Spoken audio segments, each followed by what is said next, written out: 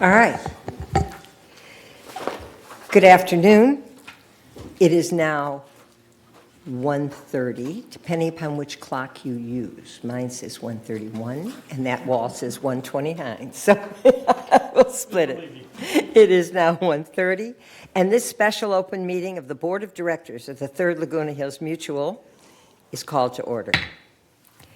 The purpose of this meeting is to review the 2026 Third Mutual Business Plan, which is version 3 of the proposed budget for Third Mutual for 2026. Before we do that, can I have a motion to approve the agenda? So moved. Second. Any opposition? Any changes? Okay, then the agenda stands approved as presented, at which point we move on to chair remarks. And I just want to welcome all of you, whether here or at home, and those watching elsewhere, as this is one of the most important meetings of the year. As directors, we have a duty to establish assessments,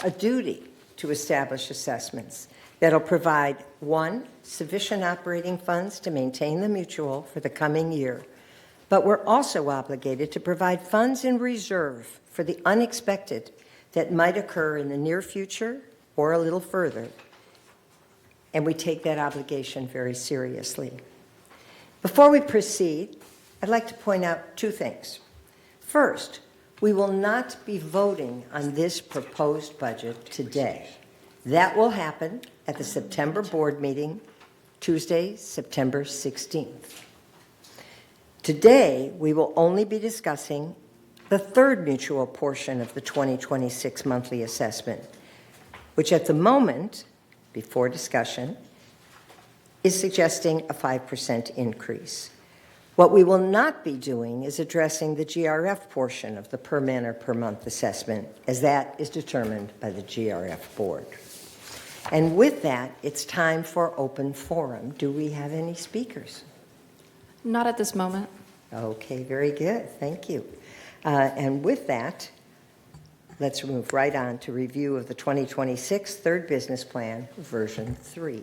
And Steve, will that be you? That will be me. Thank you very Director much. of Finance, Steve Hormuth. Absolutely. And let me begin, before we get into the actual presentation, to explain what was distributed from the overall packet. So in addition to the presentation that we're going to be discussing today, you got a copy of an executive summary, which was page 1 of 25 of the handout. And that effectively just discussed the differences between your iterations. So the version 2 that was handed out compared to the version 3 that we're going to be discussing today. You also received another handout, a staff report dated today, and it gives you overall the differences between, that is on page 3 of 25. And that gives you overall a difference between what is being proposed here as version 3 compared to your 2025 existing assessments. And then moving on, we're going to look at page 6. And that is, it's really small on screen, but that shows you the business plan as it stands right now. So this is the schedule that you're going to be used to seeing when we're discussing the Green Book all throughout 2026. And off to the right-hand side, it gives you in the salmon color the differences between version 3 and version 2. Moving on to page 8. Page 8 is going to be a detailed comparison looking at 22 actuals through 24 actuals, and then it's got across the top 25 budgetary information, so your current budget, versus as it's proposed right now for the 2026 business plan. And lastly, I'm going to take your eyes to page 13 of 2025. And this is your programs reports. And again, it's showing you similarly the 22 through 2024 actuals, the 2025 budget in the green column, as well as the 2026. So in today's meeting, we're not going to be going over these in detail. So I'll share kind of some high-level concepts here shortly, but I want to make certain you understood what was in your packet. If you need to go back and reference it, either today after the presentation is done or on a go-forward basis. And as you're presenting, if we can pause at times for questions from the board, that would be great, or from our members. Yep. However you'd like to proceed, happy to do so. So we'll go ahead and kick off with slide number 2 in your packets. That is on page 15 of 25.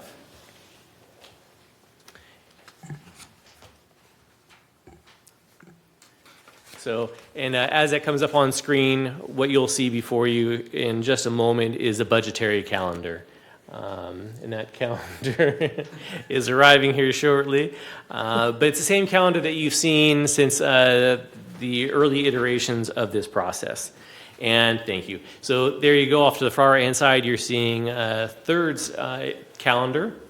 So in the beginning, we went ahead and we discussed the maintenance and construction as well as landscape committees to discuss service levels. And in finance, we covered most everything else.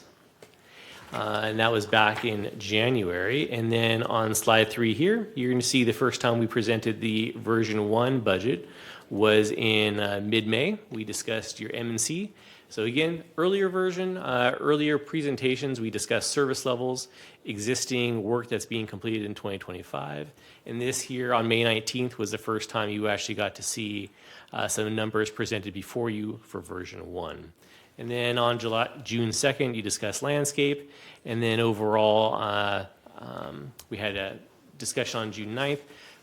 The difference we had between previous year in 2024 versus 2025 is for that version 2, we went ahead and handed out a copy of the business plan to all the board members. We made it available online. But unlike previous years, we did not hold a board meeting. Instead, we took all that information from everyone, from the board members specifically, and any change that you wanted to see, we received it back from you, and it is now being presented here for the first time as version 3. So that brings us to today. And on slide 4, and again, pause at any time for questions. So the biggest change that we made for version 3, and it was a big one, we had discussed with our risk manager, so he was working on making some changes for your property insurance. So he had some preliminary figures that he included in our version 2 budget, and that included back then about between version 1 and version 2, we made about a $300,000 reduction to property insurance. But after we received some finalized numbers from our insurance broker in early to mid-July, that came back as an additional $1.3 million reduction in your property insurance. So overall, year over year, your reduction, you can see here in 2025, we budgeted $7.3 million. And in version 3, we're proposing a $5,747,000 reduction. So effectively a $21 decrease from your previous year. And in order to maintain that 5% that we've been speaking about all year, since early January in terms of the increase. So in order to maintain that 5%, we went ahead and moved that down to the disaster fund contribution. So effectively, no difference in your overall assessment. And the reason why we have included in the disaster fund contribution is there is a law where we are working towards hardening your fire prevention, specific to landscape. So there is a multi-million-dollar investment that's going to be made in the next few years. So rather than pulling that money from future assessments, taking the insurance savings that we're seeing here and placing it into the disaster fund will get you partially along the way in order to fund that large expenditure coming up. Off the top, again, I mentioned the 5%, but you're looking at that third basic assessment per man or per month line item. In 2025, you're currently paying $616.98, and that dollar amount does not include certain surcharges if you are in a building that has elevator charges or some other smaller charges. Then again, once we see in version 2, we are at $647.67, and effectively it stayed the same into version 3 at $647.65 for a total year-over-year increase at $30.67. Okay, on our next slide. So I kind of covered this when I discussed the calendar, but overall, the budgetary process included starting back in January and starting with your committees, making certain that everyone was aware of what was going on and taking your feedback before we brought forward a version 1. Each department, similar to previous years, came up with what it's going to cost based upon inflation, other factors in the market. We brought it before the CEO as well as finance. We all worked together to aggregate that information and create a preliminary version. After Siobhan went through and we met with the department heads, made some cuts here and there, and then after those cuts were made, and the department heads more or less sharpened their pencils, we re-aggregated that information and presented the version 1 that was presented back in the May timeframe. Here we show you today with the new numbers that have been added in. The number I mentioned before was $647.65. That is the 5% increase over the 2025 budget, and you can see the change that has taken place from 22 to 2026. So I want to say the increases that we had shared with you in your previous years was averaging around a 4% increase. So last year in 2025, the increase over 24 was a 5%. So this is year 2 of a 5% increase. And one of the benefits of maintaining this level increase is your future assessments should be somewhat stabilized in terms of, say, in 27, 28, hopefully if we're able to maintain this level of an increase, the benefit will be derived from your members is they'll be able to anticipate what those increases will be. And again, 2 years in a row of 5% is commendable. On slide 7, this is, although we said that we were going to talk about GRF, I wanted to make certain everyone is aware of the fact that year over year, you're looking at another increase to the tune of, I want to say, 8 or 9%, but the overall dollar amount that you're going to be charged in your assessment for your total basic assessment is $909.56. So similar to the previous slide, you're seeing an increase over time. Okay, before I go into details, do you want me to pause or just keep going? I just might want to comment momentarily. Please. You referred very briefly to the fire hardening down of the area. Third Mutual is in a high, portions, I should say, of Third Mutual are in a high fire risk area.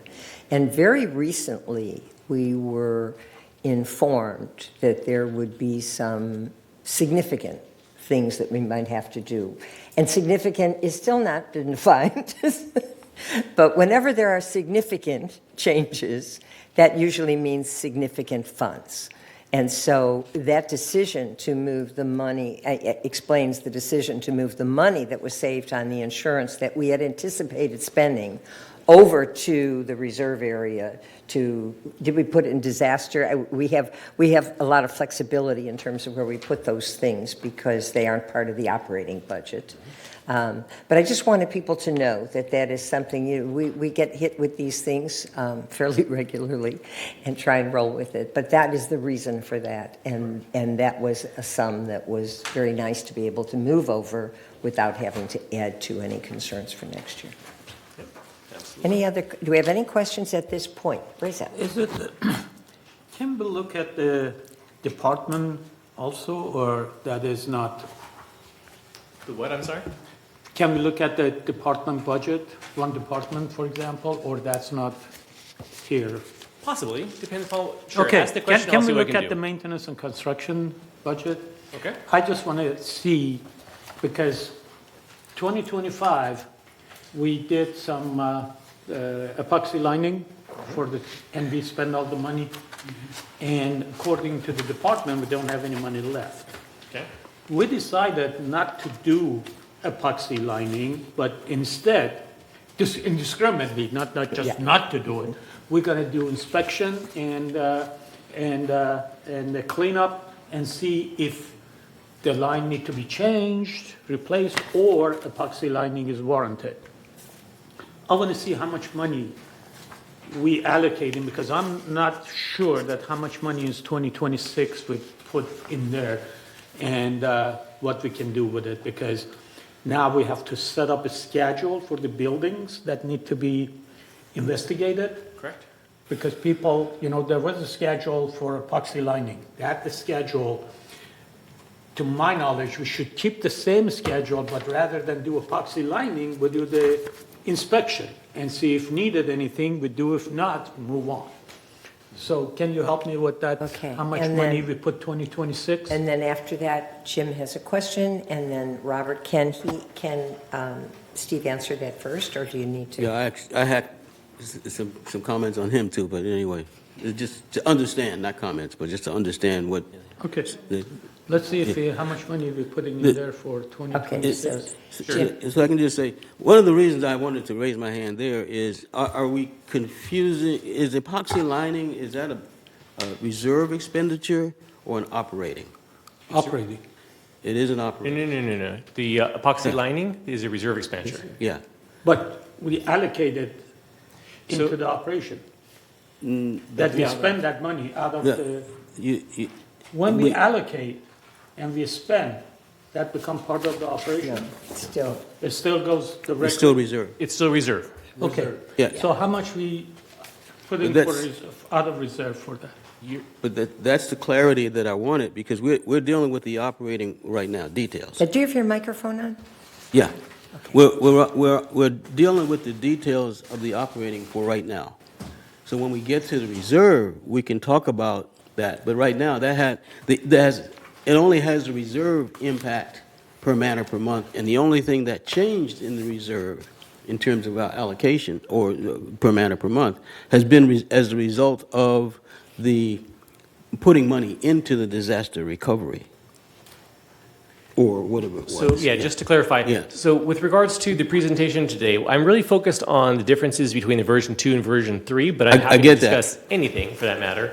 But as we stand right now, yes, the epoxy lining is a reserve expenditure. In the earlier version, version 1, we ultimately had budgeted $2.5 million. Yeah. And then we took that down based upon the direction of the board, down to $1 million. And the intent of that was, rather than following a consistent schedule, the board was going to be directing staff to look at various buildings that are experiencing higher levels of leaks and targeting those with different actions, as opposed to, meaning you're going to follow the leaks to make the fixes, as opposed to putting them in a row and making those repairs based on a different schedule. Well, just to clarify my point is that I think sometimes we have a tendency to confuse the expenditures for reserve with the operating expenses, which are two different buckets that the money's being pulled from. It's not that it's not important, but maintenance, M&C actually have an involvement in both as a department. And so when they allocate money to operating and to the reserves, they're dealing with that as their own internal allocation to fund what we say we would need or want, as well as the need and want within the reserves. And I don't know if we don't want to mix the two, but we definitely want to discuss the two, but I don't think I think. Yeah, and it might make it clearer for us. Yeah. If we discuss the actual schedule from the operating fund of what's expected to do as part of, and that's I That's think what I what was Jim is asking. saying. Exactly. is- Just is the what's operating and then expected get as to the part of the reserve, yes. day-to-day operation Yeah. and the operating fund, and then when we get to it, The reserve, how much out of reserve? Yeah. Right. Okay. And that's Right now, I want to see how much on the operation side. Right, regarding the question Reza raised, waistline remediation, last year, 2025 was 500,000. This year budget is at $1.5 million. okay, and again, that's, as Jim has pointed out, that's reserve money. and Yeah, so that's we will- reserve fund, yeah. We will delay that discussion to that point. Oh. And thank you for clarifying it, because it's also important that our members understand the difference and know what we're looking Okay. at. Is there anything on the operation side that we allocate or we budgeting for waistline? Anything?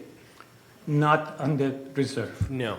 Anything from an infrastructure perspective, like for waistline remediation, we're making those improvements. Those are all reserve expenditures. Okay, because now, epoxy lining, I understand, but the cleanup and investigation that's still out of reserve? Yes. Is all going to be through reserve? So we had a I change. just want to make sure, that, is there anything on the operation side? Yeah, let me go ahead. Yeah, I and think- while I Steve think is we're gonna looking have for Manuel's Manuel here. come up. Boss And is then, there. Robert, do you still have a question that's related to this, or should we finish this discussion first and then move on to you? Robert?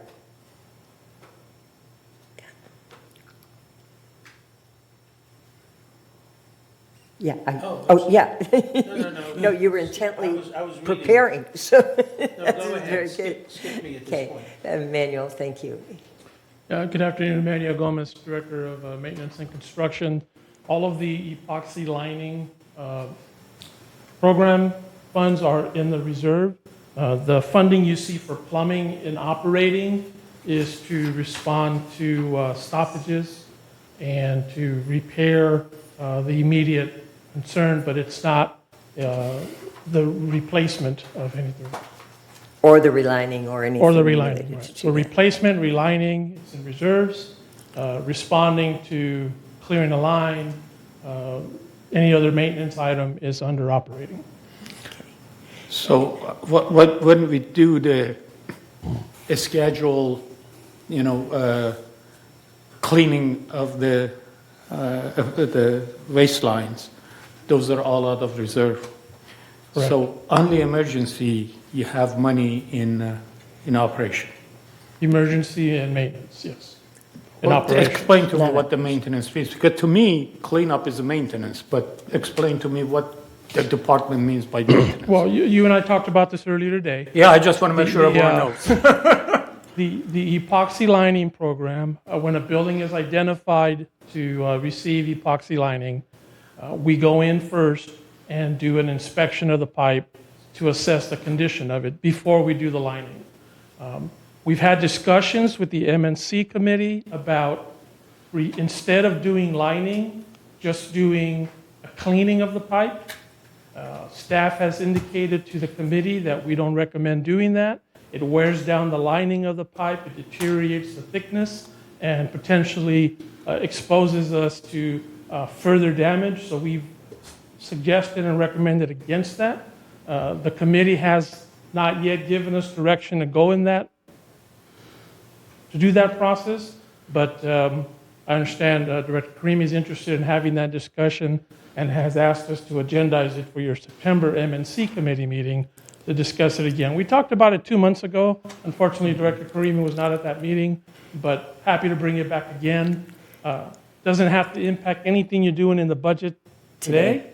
You can still do whatever budget allocation the board deems appropriate, and we could always come back later and modify the budget through either a supplemental or a reduction or something like that later on. And just to clarify for those both in our audience here and at home, the work of committees is done at the committee meetings and brought to us. This is obviously something that's an ongoing issue that we tend to face, and the committee will have to be looking at it. And I want to thank Mr. Gomez, who is responsible for maintenance and construction area, for being here so that he can clarify these things for us. You might want to sit in the front row instead of the back.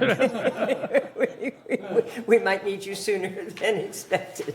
Okay, and with that, Robert, did you have? You're okay? Question over here. Okay. Director Moon? Thank you.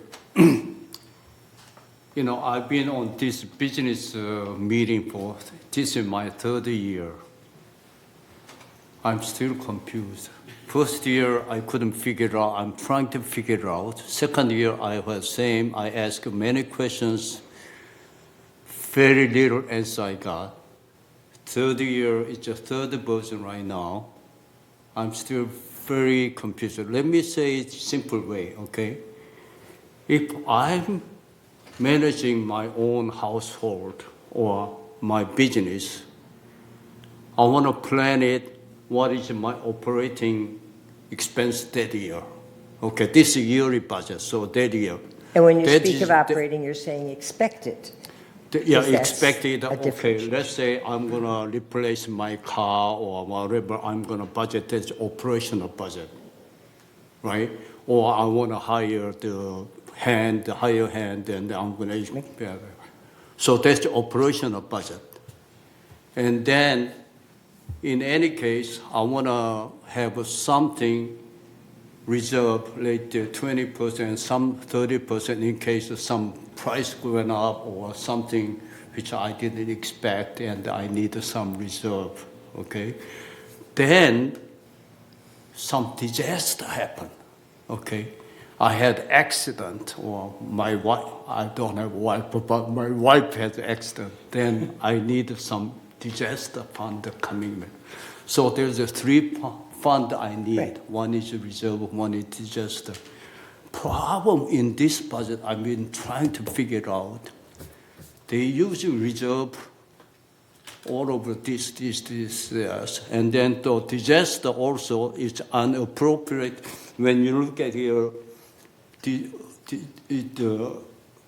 replacement reserve fund and then here, it has two things on the restricted fund contribution. It said one is a disaster fund, one is unappropriated fund. So this is for the resident, not only me, but for the resident. How can they figure out the disaster fund and then we have a study and then disaster fund 30%, 40%, we have the disaster fund or reserve fund or that, we have to pump in.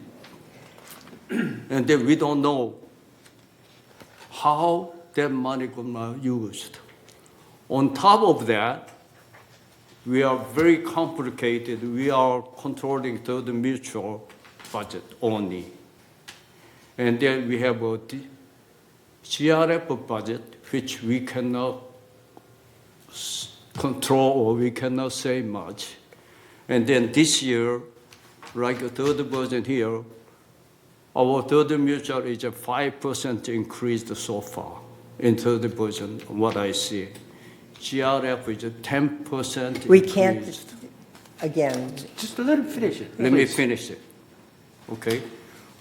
We don't know how we can control, we don't have any real hand on the GRF budget. But as a resident, I'm one of the residents, all of us are one of the residents. The money have to come our pocket, right? And I'm kind of mad. Okay, Reza just say epoxy or that, we're trying to do a lot of a compromise not to increase. Okay, let's say epoxy, if we do every building, it's gonna cost $5 million, and we're trying to save a few dollars, and we are now pick and choose, we started that. And then also pavement, we compromised. We tried to cut the service, trying to cut the, on top of that, we had, this year, we had a really great fortune to bring it down to insurance premium. But still, we have to pay more. I don't know why. So at least I like to urge, or this committee, or third mutual, have some way we can tell GRF, look, we cannot go over what we're trying to do. I don't know what they are doing. You know, they must be doing a great job. Okay? But still, money have to come from every resident pocket. You just, you know, I make, okay, I haven't been physician and I made a pretty decent money, but we still need the budget. You cannot have unlimited budget, 10%, 20%, whatever. We want to put this, we want to put that, we want to put that. There's a, look at, more than 50% of our residents are on Social Security income. A lot of, I heard, a lot of residents cannot keep up with it. They have to sell their unit. Either they lease it back or they have to move out. Is that what you're trying to do? So, first thing I like to do, we cannot we want to make at least resolution, some kind of resolution urging the GRF reconsider that 10%. We don't have a bite on it, but at least we can ask them to do that. Second one is, we want to make a reserve disaster all this fund, control it. I like to have more money in my bank account if I'm my own household, but not the expense of that. And so when we put more money in reserve, let's say we made $1 million from the insurance decrease, it goes to disaster fund. What kind of disaster we are expecting? So we have to be careful where we put the money in. Thank you. Okay, and thank you. And I just want to, you did a great job of identifying those things that we expect to spend money, as you talked about our own personal budgets, those things we expect to spend money on, those things that tend to deteriorate and might need correction and improvement, and that would be what we set money aside for the rainy day. And then there's the potential disaster, and those things are clearly defined. The disaster fund can be used only for certain kinds of things.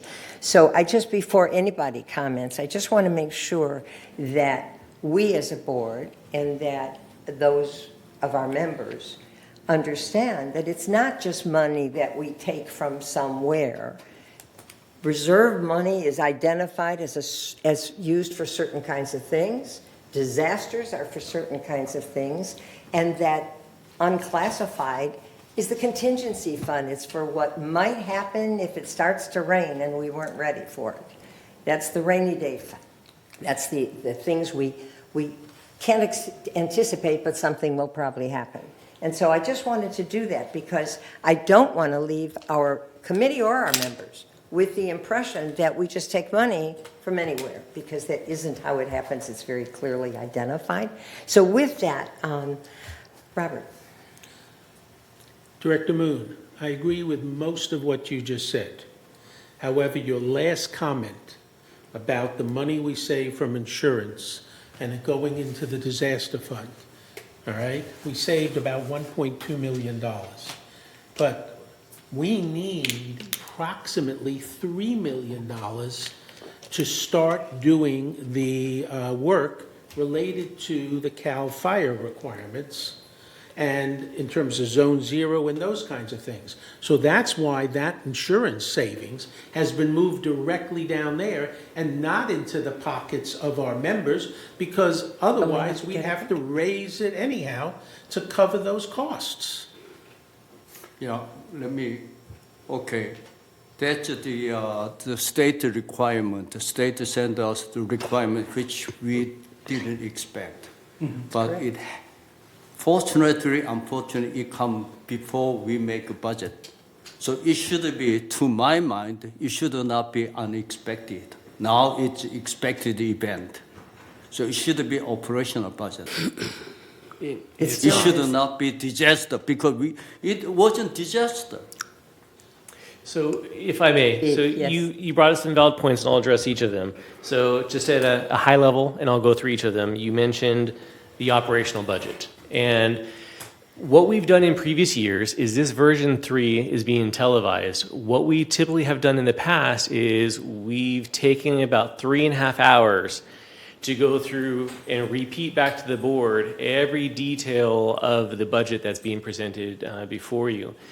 This year, we made a slight change to where, given technology, all the meetings that have been leading up to this have been available via Zoom, available via, if you wanted to attend live. So rather than going through and repeating all the same process, we're just going over the changes from version 2 to version 3.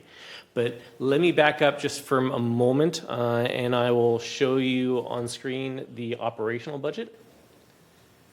So again, the programs report, and if you're able to enlarge this a little bit so make it a little more visible. So you have, there you go, your 3 different areas where you spend a good portion of your operating budget: the M&C, general services, as well as landscape. And once again, back in between January through May, you were meeting with the various committees to ultimately provide direction to the committees. So within each of these, for instance, plumbing services is labeled number 1, carpentry services labeled number 2. There's a lot of program level detail below this that we had shared at some of the previous meetings that the board had an opportunity to opine on. So what we're presenting to you before is a very high level. This is just year-over-year changes. So, but we've been taking input from the board, from the committees, from anybody who wanted to share. We've been taking that input into consideration and presenting you a viable budget. So to your point, from an operational perspective, these are your numbers. These are where you're spending your money for the upcoming year, and you can compare versus what you spent in 2025, what you budgeted in 2025 versus what we're anticipating budgeting in 2026. And then off to the right-hand side, you can see of that 2026 budgetary number, how much is being spent on in-house labor versus materials versus outside services. Your next comment was reserves. That's on the next schedule down, the next page. Oops. Okay. And similarly, the first line item there is building structures, number 22. Likewise, in the previous iterations of this, there was a schedule that we presented with a bunch of detail in blue. This is just the aggregated dollar amount, but we can break that down and supply it after this meeting. But once again, it hasn't changed since the version that we sent out a few weeks ago where the detail was explained. But these are the programs that you're budgeting for, so you have a clear indication of where the money is going to be spent. The differences between your operating expenditures versus your replacements, your reserve expenditures. Your operationals is your day-to-day maintenance. These are the labor hours that you're going to maintain the community, as opposed to your reserves. And forgive me for just reading, but on an annual basis, everyone receives their business plan, right? It's contained in the Green Book. Each year, we provide the definitions for each of the funds. The replacement specifically for the reserve, forgive me once again for reading, but this fund was established at the original construction of the mutual. The purpose of the reserve, and this is the key piece, the purpose of the reserve fund is to provide for the repair, restoration, replacement, or maintenance of structure, elements, mechanical equipment within the mutual, including but not limited to building structures, plumbing, roofs, paving, and walls. For instance, the items that you see here before you listed under the reserve expenditures. So those are the ongoing structural items that, again, Manuel spoke to a moment ago with regards to the epoxy. That's just one example of it. The upcoming project that we're going to be having that we are proposing to put money towards the disaster, that's also defined in this same book. For instance, on the 2025 Green Book, it's listed on page 44.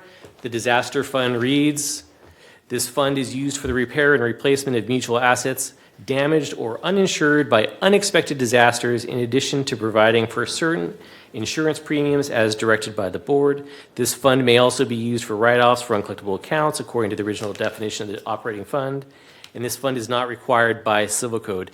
But we have a known item that's coming down the pipe for the Cal OSHA requirement. So the dollar amount Cal is... Fire, so that people understand. Correct. So the dollar amount is not fully determined, but we know the moment, it was mentioned a moment ago, that it's probably around $3 million.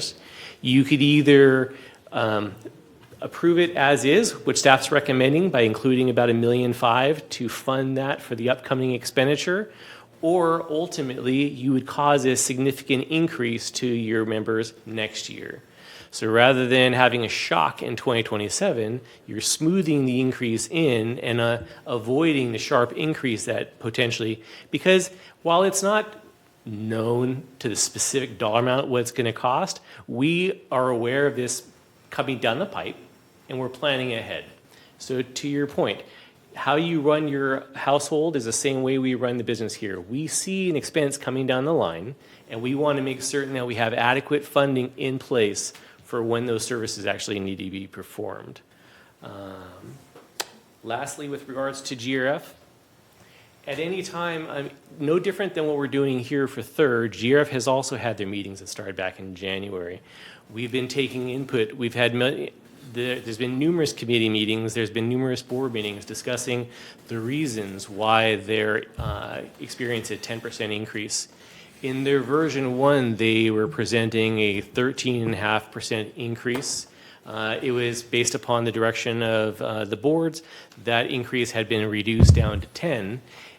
It's still a significant increase, and GRF is well aware of that, and they wish they could do more, but they're experiencing, like Third, factors in the market that are causing sharp increases. Theirs are different. They're seeing a decline in some of the revenues. Again, I don't want to go too in depth in terms of GRF because that's not the place for this conversation, but some of their advertising revenue is just diminishing. And again, we share the details of that in that meeting. So they don't have the outside revenue that's able to offset the expenses that they have seen in the past. So like Third, they're doing everything they can to manage their operating budgets in order to kind of keep things under control. But like United experienced in 2025, like Third experienced in previous years, they're seeing an uptick expenses in 2026 at 10%.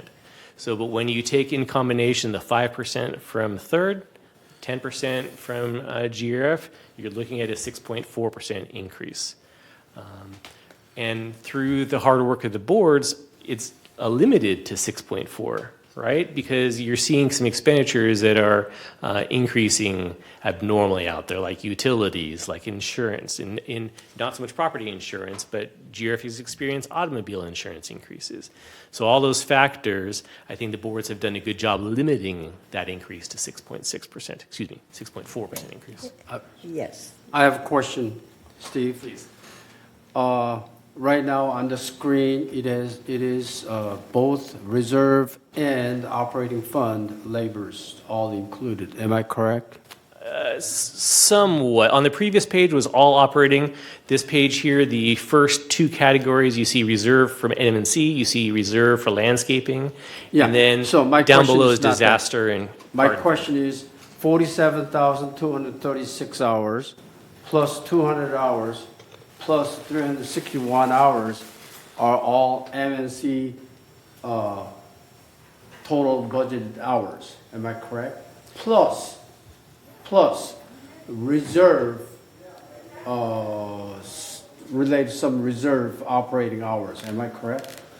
If we add all three and plus some odd hours for MNC, that's entire hours that we're talking about, right? Let me just rephrase that, just because you're using operating and reserve interchangeably. In this schedule here, everyone, he's looking off to the right-hand side where it says total. So 47,000 hours is specific to the reserve hours that the MNC team is going to be using. Reserve hours? For reserve hours. If you go back one page, Karina. Okay, here's your operating hours. So MNC in 2026 is proposing to use approximately 24,000 hours for the operating fund expenditures. What, 19,204 hours is also MNC hours, am I correct? No. As it says thought with the header, janitor- that's for general services. So general services is anticipating using for janitorial services. Janitorial still under the Under general GS? services. I correct. thought it was, I switched to MNC, I thought. Nope. Okay, no, okay. So then 23,846 hours plus 47,797 is a total MNC labor hours Budgeted. budgeted. Correct. Is it direct labor hours? It is also include all the non-union operating hours as well? That's all hours, correct. Direct hours, direct So. labor hours? Yeah, so 64% of your, excuse me, no. Give me just one moment. Yeah, about 70,000 hours, yes. So about 54% of your hours are spent in, for union, and 46 is for non-union. So all included in here? Correct. So for these programs specifically, I'm not saying, like, for instance, so my hours are not included because I'm not in M&C or general Yes, I services, understand. right? MNC But department for those hours. programs specifically, these are the budgeted hours for these, for the operating fund. the reserve fund, as well as on the secondary page, we also have, I believe, the disaster as well as the garden villa. So those are all the hours that are included. So my calculation is, the top of my head is, if we add all those hours together, divide by total employee number, that will give us some efficiency. Am I correct? Some efficiencies, it give you an expectation of what the average salary would be, Yeah, sure. dollars spent for the hourly wages for total combined Correct, for the MSD department, right? correct. Can we get that number? I mean, I can take, the answer is yes. I can quickly take, not quickly, after this meeting, I can go back and pull the numbers together. I can take the totals divided by the hours and come up with the salary. Right, and then also, I like to see direct labor hours for the projects or operating fund as Correct. well. So- You already separate out indirect labor and direct labors. So, yes. Am I correct? Correct, and yes, Okay. and again, all that information has been presented to you in the previous presentations. Just so you're aware, if you were to go back into the previous presentation, for instance, I'm gonna pick this out and say on this line number 1 where it says plumbing service, Yes. in the previous presentation, underneath it had a bunch of blue detail, right? And that was individual, it had plumbing services, outside services, and it gave you a certain dollar amount, and then it had direct labor. So you can take that direct labor divided by the hours and get an average salary. Okay, So, but we can can, we have that numbers? absolutely, it hasn't Okay. changed since the last presentation, so I'll forward that over to you. Okay, Or- another or- question. Or like specifically, maybe we'll talk after the meeting, because I could do that for every single one, or I can target. I just want us to see MSC department. Sure. Okay. Line item 5 and line item 14. There's some differences between expenses related to compensation, $447,000, versus outside the service decreased by $389,000. According to these numbers, it's just a small amount. Why is it not, it doesn't come out as equal numbers? I apologize. You're going to need to slow down. Can you point me once again to what Line page? 5 versus line 14. The page 4 and page 5. Ah, got it. Okay. Expenses related to compensation. If you can pull up the, do you have this? Gotcha. All right, so our screen froze for just a moment, so we'll go ahead and just do this verbally. So line 5, for those that you are listening or watching, so expenses related to compensation increased by $447,682 year over year.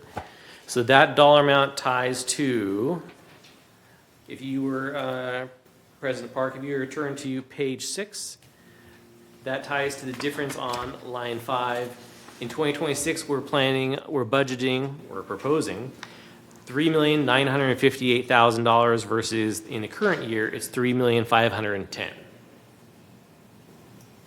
So now that I'm on the same page as you in terms of the numbers, what was the question that you were questioning? And then line item 14, decrease outside the service. You're saying outside the service we cut down because we hired head count of 9.0 FTE.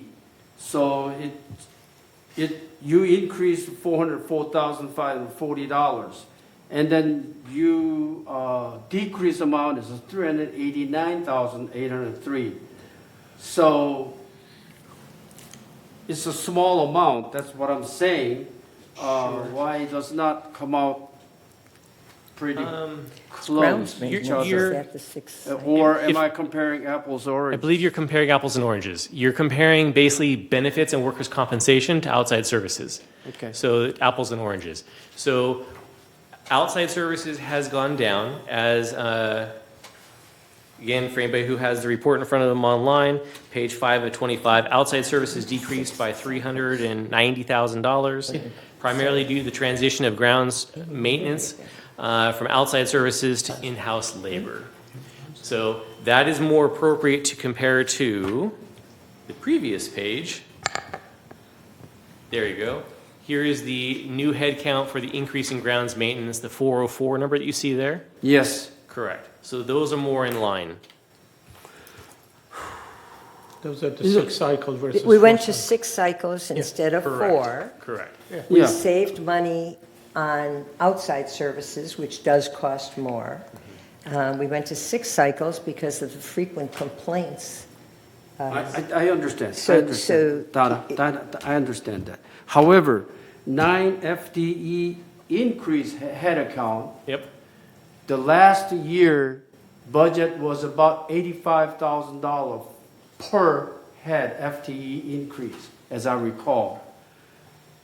9 FTE increase is way shorter than $85,000 per head. And then outside the service decreased by 389,000. How many people, equivalent to how many people we decrease on outside the service? That's my question. So again, my understanding is you already have the 6 cycles effectively taking place in 2025. Yes. Correct. So now what we're doing in 2026 is we're taking that out of outside services and we're bringing it in-house. But that doesn't answer 2026. the question about 9 FTE increase based on your budget last year, $85,000 per head. 9 FTE should be almost $800,000 increase. But you got only $447,000 So just it's for just compensation. only. It does not include benefits and the like. So my intent on that slide right there where you see the 2025 employee compensation of 8.3 million and it goes in 2026. I think we need a Tonight. little bit more detailed information as to why this is different. Okay. Okay? And another question I have here is, when you come up with the version 2, where was it? Version 2 and version 3 comparison. Where is it? The presentation slide number 4. Yeah, page 16 out of 25. At version 2, you budgeted property insurance at 6.999, and then disaster fund 844,000, same as year 2025. And version 3, all of a sudden, you increased to 2,096,000. Director Moon pointed that out. And then version 3 of property insurance of 5.7. At version 2, we did not know that we need almost $1.3 million requirement. We did not know that. Oh, we did. At the version 2. So we knew we needed money. We knew that it was about $3 million for that would probably come from the disaster fund. But at that moment, we did not have that funding. Is this the 1.2 million that we That's correct. took Yeah. from our savings in the insurance? But we did not figure in version 2, and then we figured in version 3. That's what I'm Correct. surprised. Yeah, so based on conversations with our risk manager, and he's given you presentations in the past, as of version 2's deadline, the best information that we had available from the insurance broker was going to be a savings of about $300,000. I think it's almost exactly $300,000. And maybe the second week of June, which is, again, after we've already finalized the numbers for version 2, he received the finalized numbers from your broker, and based upon additional conversations that had taken place from there. I understand that. Okay. I understand. But But if I can finish. yeah. So after that, and then we repeated this, but after that funding became available, that additional 1.2, rather than decreasing the assessment, the year-over-year assessment, and having to charge potentially an 8% increase in 2027, we've taken that money and we've proposing to move it down into the disaster fund to offset the additional costs that are heading your way. Because it is an expense we will have to have. Correct. Whether we budget it or not. The bill is going to come. And so I think it's important that we keep it in mind. Okay. I think we all want to see everything go down. That would be lovely, but it isn't what's been happening. And our facilities are getting older, and we live in a community Okay, so that another has question I have is item number quite a few 26. facilities. Item number 26. In 2025, we had a 0. And then we have 2026, $311,202. Why we increase on appropriate expenditure fund? Because you're underfunded in 2025. Yeah. You're underfunded. By going to 0 in 2025, you force us to have to do what we're doing today. So I'll get to that in just a moment. So that is on, don't turn to this, but it's on slide 17. So right now, we left off on slide about 8. So slide 17 is when I'm going to be discussing the unappropriated. So we'll hold those comments to then, if that's okay. So, so if I may, we'll go ahead and pick up where we left off. I think Raisa had sorry. one comment, I think, before we move on, so we can close this. I just want to ask this question to understand the budgeting process itself. On the operation side, when on the Green Book, we say there are routine maintenance. For example, I use one like paving streets. We budget it every, 3 years or every 1 year. We do. You said paving the streets? Yeah, or resurfacing the, That's reserved, the yes, streets, okay. whatever we call it. And that is in the Green Book, and is every year we put so much money in there, and that goes to the operation and said this is the money that we're going to spend on resurfacing the street. Is it part of our budget? Let me finish. No, because you made you said it goes to the operations. Reserve never goes to operations.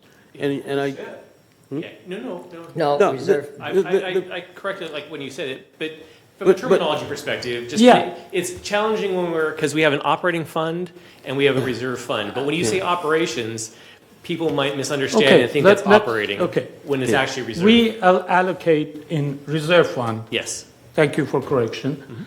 We allocate in reserve fund so much money, and that money, which we allocated, is automatically, we have contract and we're going to spend it. Not necessarily. What problem I have or I don't understand is every year, since this is in Green Book, and it's already said that we're going to do it every year, we're going to do so much, and that's going to go into the reserve fund, and usually, the way I understand these years, we spend it. We don't change anything. It's part of the budgeting process every year for those things that we have as a routine. Are we reevaluate that and make sure that that money that we allocated is really reasonable? For example, we have to do roofing, or we have to do the, resurfacing a street. Is it really needed? We readjust that, or we automatically go and do it? Because my understanding is usually we automatically go do it regardless needed or not. How that works? Sure. Not doing that. It's going to depend. So while Manuel makes his way up. Yes. So with regards to paving specifically, and I just use that as example. But let me continue with that example.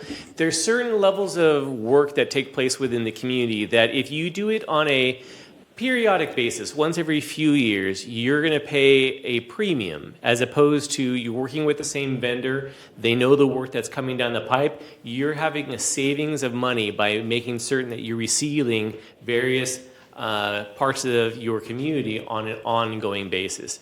If you dial it back by a year, you're going to ultimately, in a longer term, you're going to end up paying more. So with other areas outside of paving, it's going to Excuse me, depend. You may that want to be part more I strategic. don't agree. Just a second. I do not agree with that at all. Absolutely not. Can- I'll tell you why. Go ahead. Can I mean, I know Director Manuel is going to say something, but the reserves, especially I understand in mutuals, is an ongoing projects like painting. So you're not going to paint all 6,000 units in 1 year. all right? And so there's a, I don't know, 10 or 15-year cycle by which you do every year so many units. So that number doesn't change, the number of units doesn't change, but the cost per, in each year may go up because labor costs go up, paint costs go up, and everything goes up. So those things happen, but that comes out of the savings That's account. not the question. The question No, I'm asking, that no, every but that year is- before Just a the moment. project starts, do Point of we order. reevaluate the need? Uh, If the street needs to be, resurfaced, that's- if the okay. street is good, Can who's you going to let, make a decision sir, if we're going to do it can or you, not? can you let me finish? Okay. You can evaluate each year. No, we what- It's not a conversation. I'm gonna- Sorry. we're It's gonna my fight. question. we're going to fight after this. But anyway, each year, okay, we can evaluate whether or not we want to spend the money on that particular item that year. But that item doesn't go away because painting, we have to paint. Unless we just decide we're not going to paint at all. I'm asking. But- I think what I'm saying that every year, as part of the budgeting, do we reevaluate the need of that particular for that year? We go look at the streets and say, okay, well, the streets that are on the schedule, they really, half of them don't need to be resurfaced. Who does that, and is that part of the budgeting? Let us defer to our Yeah, maintenance I and think the construction director- Please individual do. who knows a lot more Yeah, about it than we do. exactly. Yes, we conduct an inspection of the street every year to confirm whether or not the streets need to be resurfaced or seal coated, and to identify any areas that are damaged enough that need to be reconstructed, dug out in place, and we do the same thing for concrete. We recently took a report to the M&C committee, which explained how we go out and inspect the asphalt, how we grade it, we give it a grade, and we only include in the upcoming budget those streets that have been graded as needing to be repaired. That information was presented to the M&C committee. During last year's budget cycle, there was questions raised because some board members went out and looked at the street and said, hey, it looks good to me, why are we replacing it? You know, your project manager is saying it needs to be repaired, but I went out and looked at it and it looks fine. So we hired a third-party pavement consultant to come in and look at those exact same streets that we had recommended for resurfacing, and we presented the report from the third-party consultant to the M&C committee. The consultant concurred that those streets should be repaved as staff had suggested. That doesn't mean that the board still has to approve it. The board still has the option to say, okay, thank you very much, but we're not going to do it, which is what they did in 2025, And has I been think? done Yeah. from time Right. to time. But at least they did it based on accurate information, not just from staff, but also from an outside consultant. And when money is allocated out of the reserves, if it does not get used, it stays in the reserves. And I think it's That's important correct. that people recognize that. There's one thing is to allocate, we think this is what that is going to cost. And we as a responsible board have made sure that that money is there if it is needed. And if it is not needed from the reserves, it stays there. And it is then counted in the next year's budget. And so, thank you for We that. have similar inspection programs for roofs, for termites, for painting we already talked about. So all of that is based on inspections. We don't ever do funding just because the life cycle's up. We And- always and- confirm it before. Thank you. That's the question I was asking. Is that part of the process of budgeting that is not automatically come out of the Yes, sir. green book and go into the operation? is. So, well, that's what Yeah, we're we gonna do. use the reserve study as a basis, but we go out and do inspections either with in-house staff if we have the expertise, or with contracted experts if we don't have the expertise. And I recall a few years ago, directly related to that, that we used to paint every 10 years. No, we And do- the paint company said, why are you doing that? Our paint is warranted for 15 years. And so we switched because the paint company said, The paint was designed to last that long in this particular climate. And the money saved, going from 10 years to 15 years, was used elsewhere.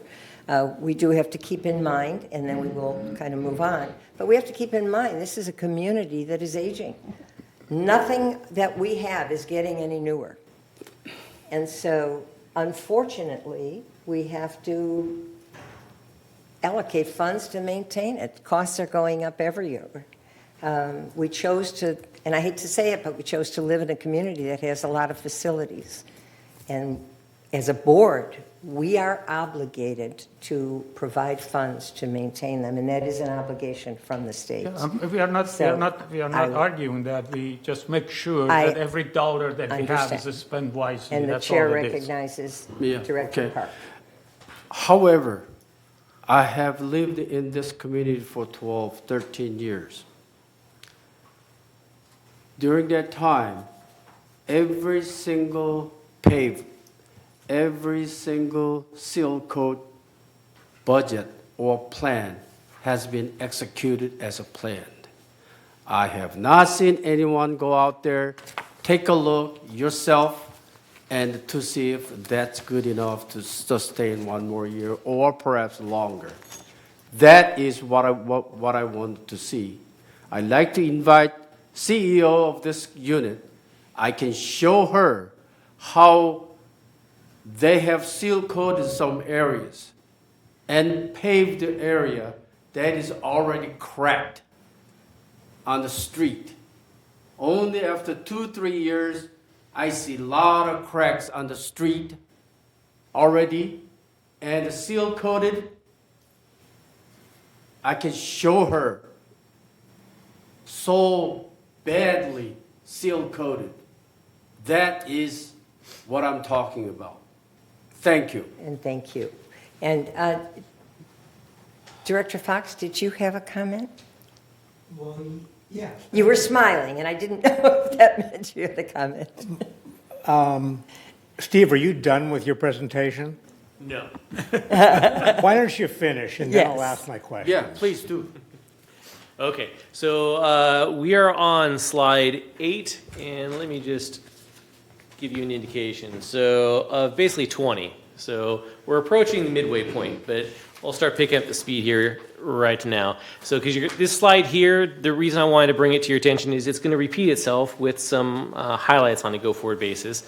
But starting off at the top, and again, my explanations that I'm sharing with you right now have all been included in the staff report that were provided as part of your distribution on last week. So non-assessment revenues in 2025, it was 2615. That revenue has gone up to 36 and 4 cents, an increase in revenue of $9.89. You will note off on the right-hand side that we present them as how it's going to impact your overall assessments. So the more money you bring in terms of revenue, it has the impact to your monthly assessment is a decrease. So that's not a mistake off to the right-hand side showing a change from 26 to 36 is actually an increase in the revenue, but a decrease to your assessment. So the reason why that dollar amount has gone up by $9.89 is in anticipation of additional chargeable services specific to damage restorations that are going to be billed back to the residents. For instance, if you have a damage related to an alteration on your manor, that dollar amount is anticipated to be billed back to the resident. That is the revenue that's being captured here. Similarly, on your total expense line item, it is that $7.21 increase year over year in expense. That is most of that is coming from that same damage restoration expense. So overall, from a net operating perspective, we're anticipating your operating budget to decrease by $2.68. Your reserve contributions are going to go up by $12. And if you skip to the next slide, so we're highlighting here that, again, it started off as $176.86 in 2025, and the budget proposal for 26, version 3, is $188.86. And on the next slide, you'll see a breakdown. One thing to take into consideration is, as you've seen and maybe in some of the other slides, is within the reserve fund, you have three funds. You have the replacement fund, you have the elevator replacement fund, and you have the laundry replacement fund. So overall, the increase is $879,000 year over year. And the reason why we came up with that contribution is here before you. So quickly, you're going to see that highlighted line where it says 2026 for $181.86.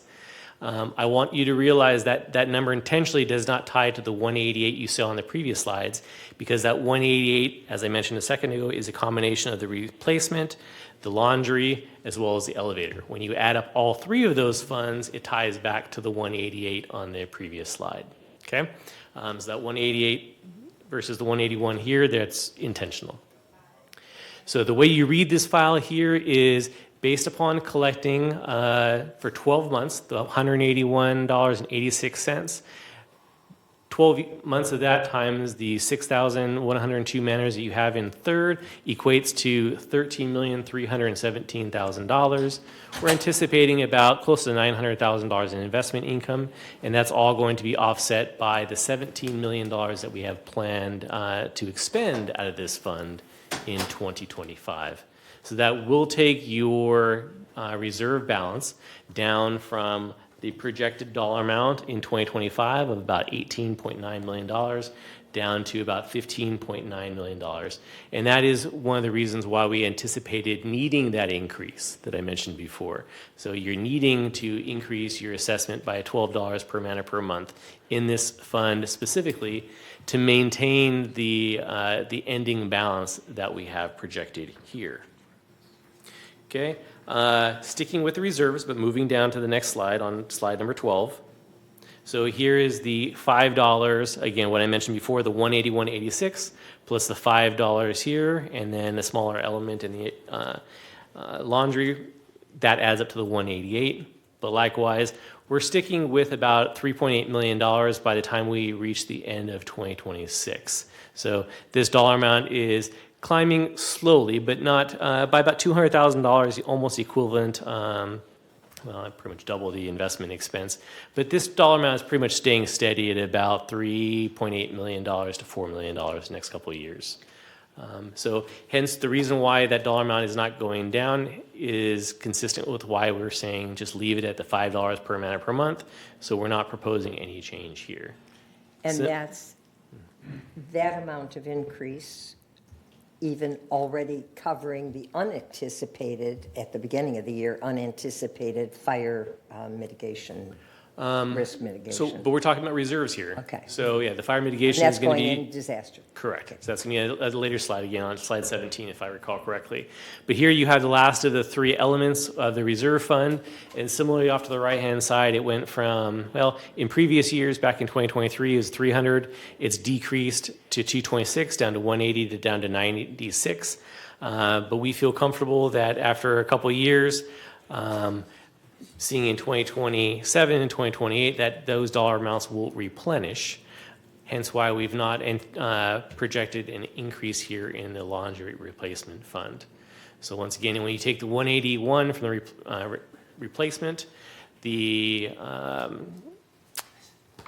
elevator of 5 plus the 2 here for the laundry replacement fund, those two equal the 188.86 that I mentioned earlier. Then moving on to slide number 14, again, same slide with different highlight. We're talking about the restricted contributions. So in 2025, we had $11.53. In version 1 and version 2, we kept it at $11.53, but because of the big insurance savings that we saw in version 3, we are proposing to move that money to your disaster fund, increasing it by $21.35. And if you move on to slide number 15, you see a quick breakdown on the differences between the disaster fund and the unappropriated. But by and large, the big difference is the disaster fund increasing by about almost $1.3 million in terms of a contribution level. The next slide, on slide 16, you're going to see the activity. So disaster fund projected balance was 1153, moving up to 2863. So the overall contribution is to be about $2.1 million, and we're going to be increasing that balance to $5.6 million by year end. And again, the goal is to kind of increase that balance so we have enough funding available for the future. Lastly, for the restricted funds, we have the unappropriated fund here. You can see in 2024, we had a $25 contribution. In 2025, that balance was brought down to $0. And in 2026, we are recommending it be $425.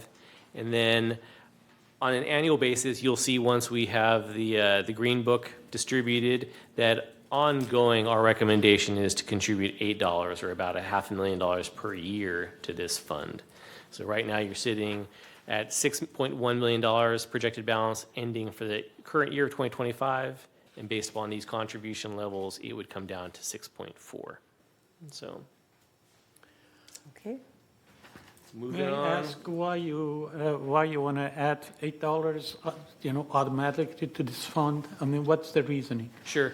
So a number of years ago, you had a significant balance. So we're trying to, at the end of the day, this is your contingency fund. So your savings account in anticipation of other things. Like right now, we know that the disaster fund needs to pay out for the fire, so the Cal OSHA, right? Okay. So this is, again, another savings account that we're encouraging you to build up in order to maintain the any other future anticipated expenditures. If all of a sudden insurance, once again, climbs back up, if utilities climb back up, you have the ability to lower your contributions to this fund and adjust your operating fund for those increases.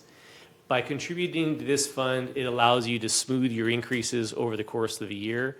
If ultimately you have a $2 million increase for an unknown, at this time, operating expenditure, you can pull from this fund. That way, your residents don't feel sharp increases or decreases year over So year. look at this as a saving account? It's exactly a savings That's account. exactly what It's it exactly is. what this is. And do we really need $10 million in 2030? In 2030, so we can ultimately bring down that. Can be revised. I know, Yeah. I'm just It's a good asking why question, yeah. we, So why? we've maintained $8 because we're trying to get that to increase over time. Could you, and again, this is outside this meeting here, could we change the 27 through 30 to $5? Absolutely. Yeah, okay. So, Yeah, yeah, because that's we an don't really have option that planned we can- expenditures coming Okay. from Okay, this at this and time. Robert, I guess since I see Kurt sitting in the audience, our landscape person, and he's smiling.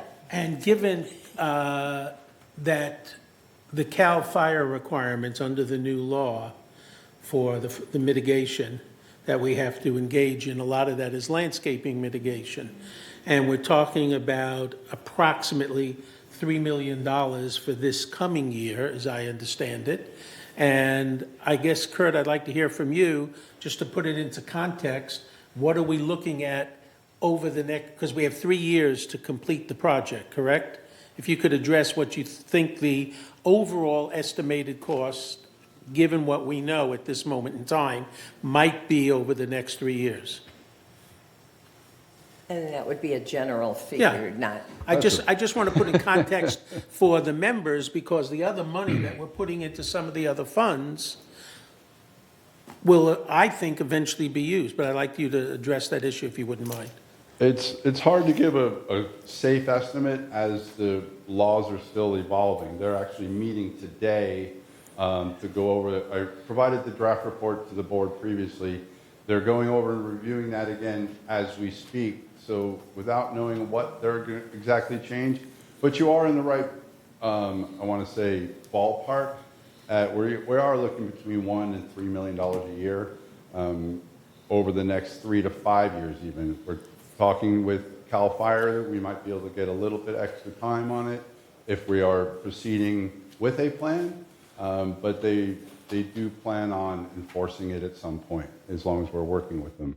But it is going to be significant cost no matter what it ends up to be, but I can't give you a safe estimate until we know exactly what they're going to do. But I think for what you're talking about today, round numbers, $1 to $3 million a year is a safe estimate. How much?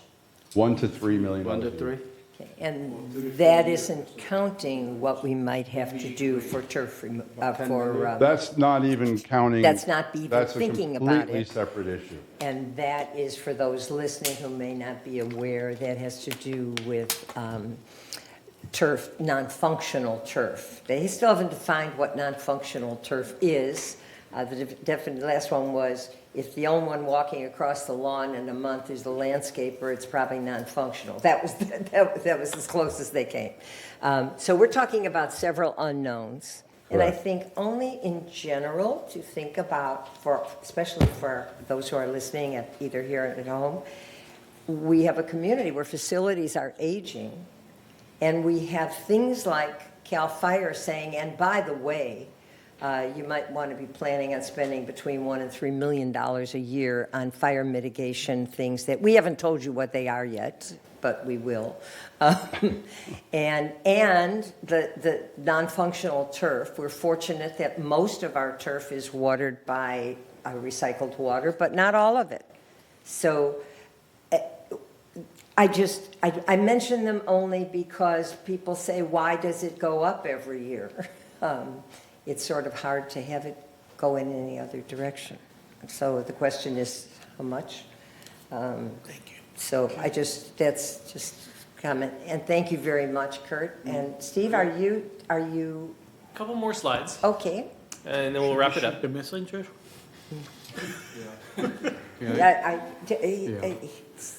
For the resident, because, you say 1 to 3 million a year, that's a really big range. Yes, it is. And then on top of that, it may take about 3-4 years.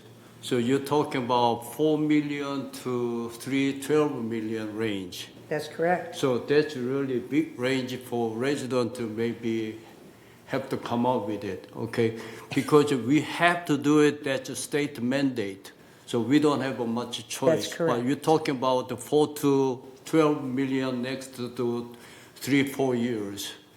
And I like to see that little bit nailed down, little bit narrow range here than as it is. But, whatever it is. But at the same okay? time, you're expressing concern that the per man or per month is going up, and so it's sort of hard to figure that out. Yeah, that's a lot of money for the resident, but Yes, the it state is. mandate, we don't have much choice. So either, because of state mandate, so we is have what to it come up with our own, resident pocket, bring it on more, or we have to cut it down to other expense to somehow. And it's our choice or resident choice.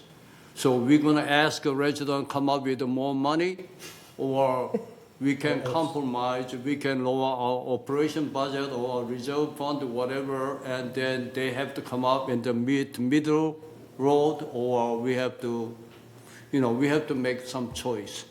And then I have other questions for the Well, Steve. let him finish. 2 more slides. We decided that we would let him finish, and then we will ask. 2 more slides. And Director Fox was ahead of you before. Sure. So I'll be brief. So on slide number 18, just quickly, this has to do with the Garden Villa Rec Room. So in our previous presentation, we showed that we were proposing to increase the 2026 business plan from $6.50 to $7. But we had a representative from the Garden Villa Rec Room who had wished to maintain that dollar amount at $6.50. So we have made that small change here. Dollar for dollar, because we're dealing with a smaller number of properties, it's not as impactful as if you're applying it to all 6,000 residences. The thing that we had not changed in this iteration of the budget is for an expenditures, we have shown that there is $137,000. I believe he was also questioning whether all that dollar amount was going to be expended, but we did not change that here unless we get further details. The finalized budget will be as you see it here. Ultimately, when the money is spent, there's control. We don't necessarily say that we're going to spend all that $137,000. That'll be up to discussion from the committee. But we do propose that that balance is going to decrease $81,000. And that is for the garden villas. For the garden building, correct. Again, to sum up, you're looking at that same slide once again. So the increase for version 3 proposal before you is going to bring up the total to $909.56. That is your total basic assessment. Does not include additional surcharges if those apply to you. And then final sum up slide is the same presentation that you saw earlier in the slide deck, and that is showing you the differences for both the property insurance and the disaster, more or less offsetting each other. And that concludes my presentation. Okay, and I would like to recognize Director Fox, who had some questions earlier and wanted to wait. Well, thank you. I just, a few questions, then a few comments. Okay, going back to the disaster fund is specifically for what now? So, as it's defined, it's intended for damage to property that's not covered by insurance. It also handles things like write-offs for your receivables, as well as, and that's pretty much it. So items that are not covered by insurance and damage to the community. So anything, it's not required by Civil Code. It's an operating fund. So it's basically another savings account that we use specifically So this for is money to damages. help out Absolutely. the residents. The fire mitigation. In the village who may be underinsured. No. No. No. Then what is it? No. Or deductible. This is for, It's our deductible Yeah. against our insurance Correct. if there's a disaster. Correct. Yes. correct. This is for mutual owned property. Okay, and so right at the end of the year, we're going to be around 5 million ending balance. Correct. How much is our deductible? 100,000. What? 100,000. How much under our insurance if there was a Property insurance disaster? deductible is $100,000. 100,000? 100,000 is our property insurance deductible. Per property? No, or no. For the entire Per village? incident. Per incident. Per incident. Okay, so then, can of worms. Okay. Yeah. So if it's 100,000 per incident, God forbid there's an earthquake, that's one incident. No, that insurance, that's separate insurance. We have separate earthquake insurance, Okay, let's which say is there's a different. fire, It's 5. that's one incident. Yeah. So we could use $100,000 of this towards whatever had to be done because of the fire, right? Okay, next question. Can I I don't- add, can I add to that for you, if you don't mind? Did I ask something? No, go ahead. Okay, unappropriated funds. What is that? That is your true savings account. That is for, if you were to have an overrun in your budget, so you would pull that from your contingency account. If you were to have additional operating expenditures that were unplanned, you can pull from that. It is a savings account that effectively you have the ability to transfer that money as the board sees fit. So as I'm looking at this, it looks to me that basically it's a savings account that's growing year by $500,000 or whatever, right? That's anticipated going forward? So this also account, as I mentioned earlier, allows you to build in a steady increase or decrease to your assessments, right? So you can see that if you can turn to slide number 17, please. So you can see that in 2022, that contribution was eliminated. So you had some higher expenses. I believe that had to do with property insurance back then in both 22 and 23. So you eliminated those expenses because at that time you had a significant increase. And then in 2024, rather than taking your assessment, hang tight for one moment. Rather than taking your assessment down dramatically because you didn't have those significant increases year over year, you took that money and you put it into your contribution for this fund here. So in 2024, you contributed $25.47. Then in 2025, you had other expenditures that caused you to increase. So, but rather than maintaining that level of contribution, you took it away, which was the appropriate thing to do at the time, because by taking that away, you were able to maintain your overall year-over-year contribution at a 5% increase. So this year, you're putting it back in at $4, you're easing back into it to maintain that that 5%.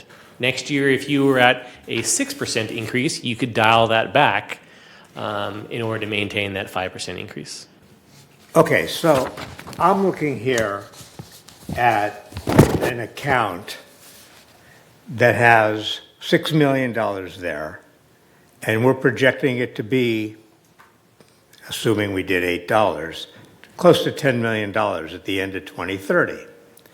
And we're also, on the other hand, looking how we're going to raise money for this fire project. And I don't know the cash flow, but it seems to me like we're always in a surplus in third, right?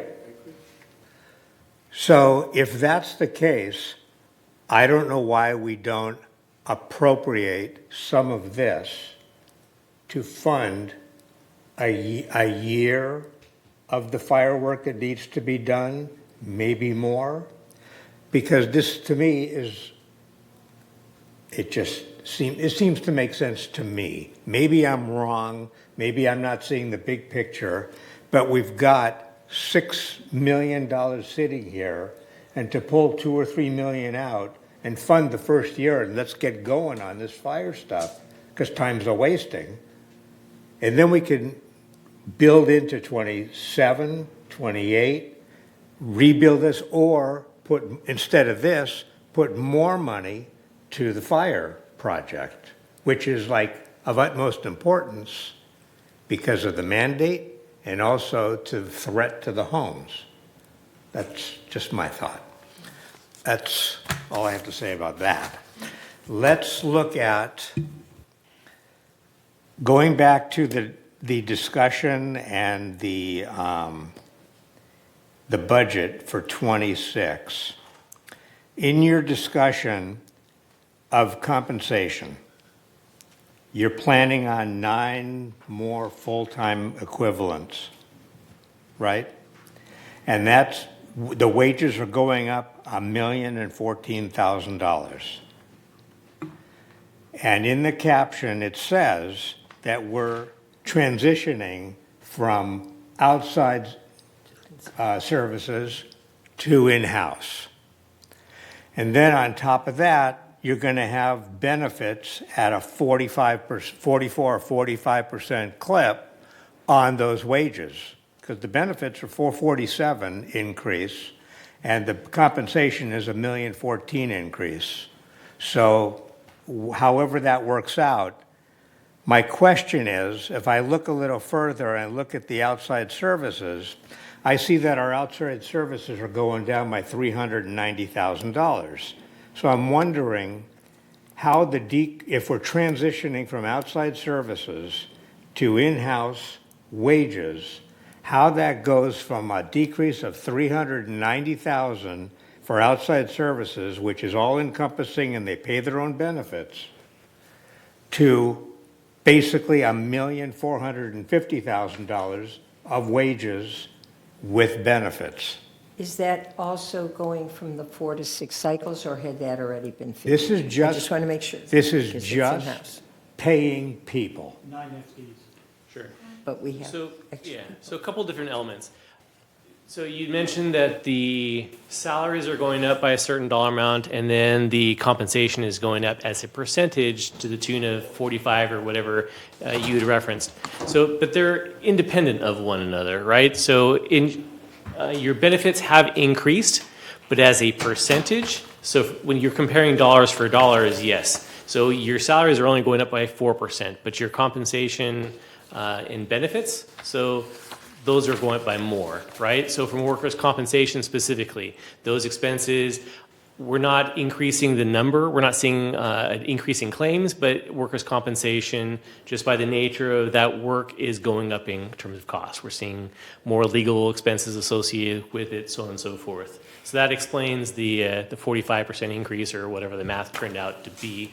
With regards to the decrease in outside services, so what we mentioned before, the primary contributor to that decrease is the moving the labor from the landscape to in-house. But there's other offsets as well.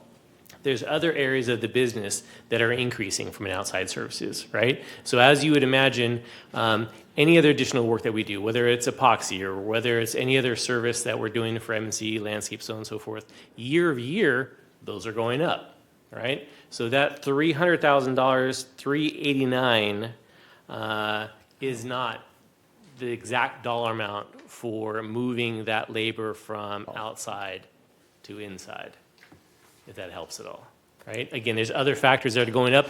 We can provide you those details, and I can show program by program, once again, in the schedule that we provided back in June. Actually, it was in early July that we distributed, on July 3rd, I want to say. We have the detail from outside services that you can see. Each program has gone up, offset by the decrease in landscape. Okay, next question, back on compensation. So the budget for '26 anticipates additional 9 FTEs. Yes, sir. What did we anticipate in 2025 for additional full-time employees? From 24 to 25, thank you. I don't have 24 included in here, actually. And the same question for '24 also.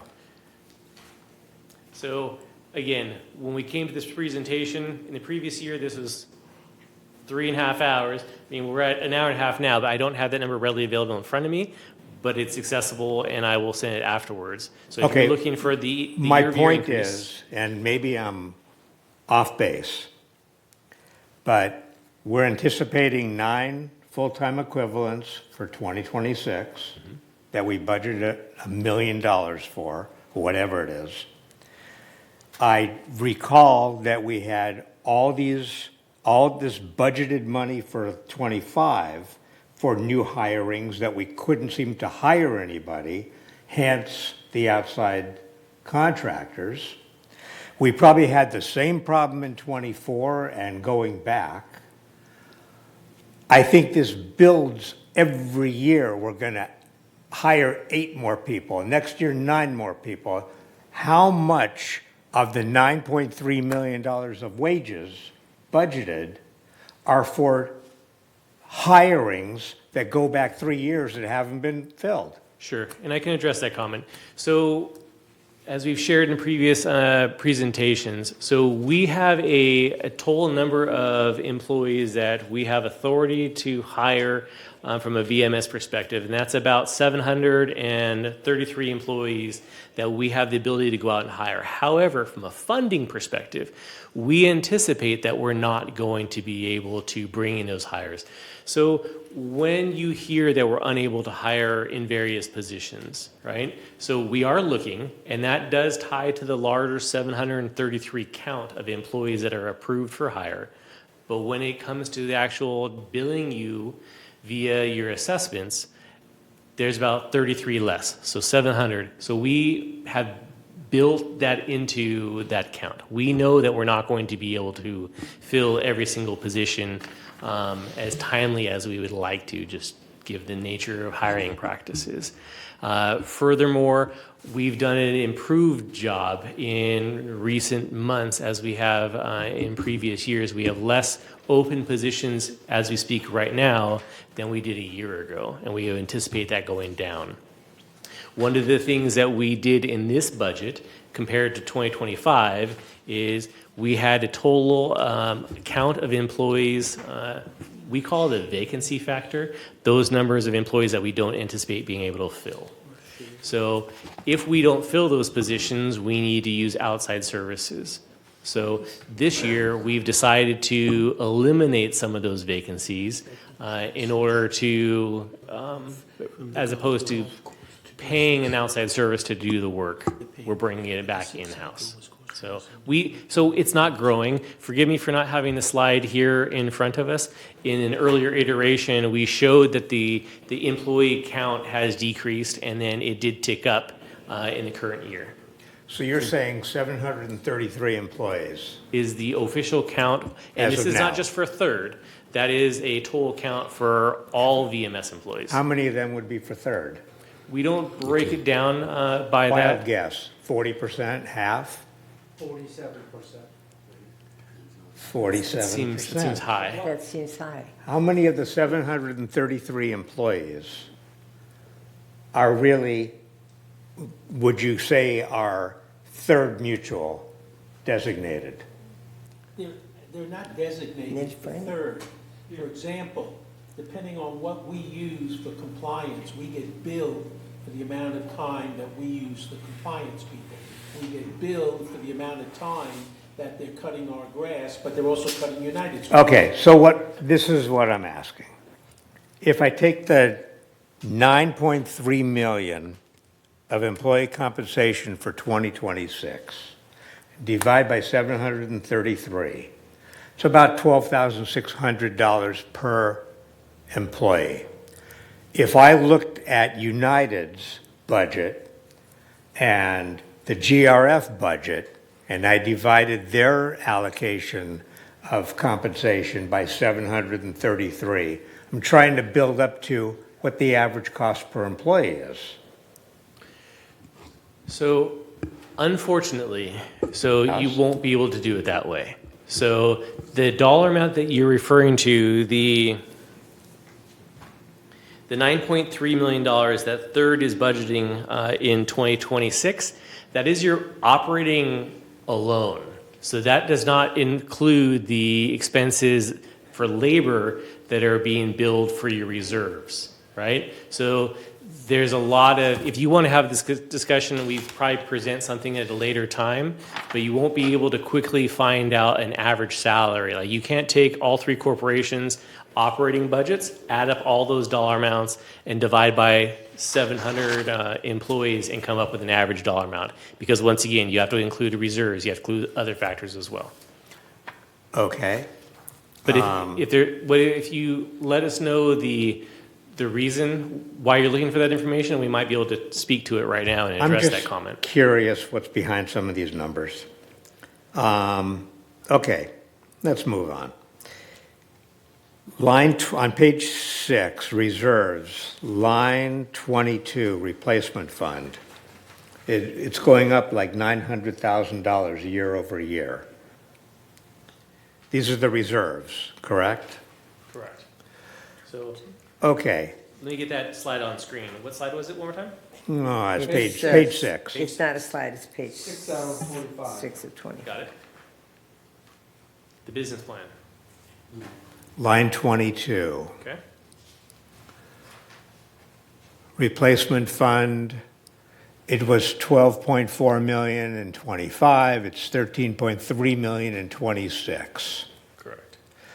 Okay, so my question is, I think I've mentioned this in earlier meetings, but nevertheless, the last reserve study, we base our funding of reserves based on reserve studies, correct? Correct.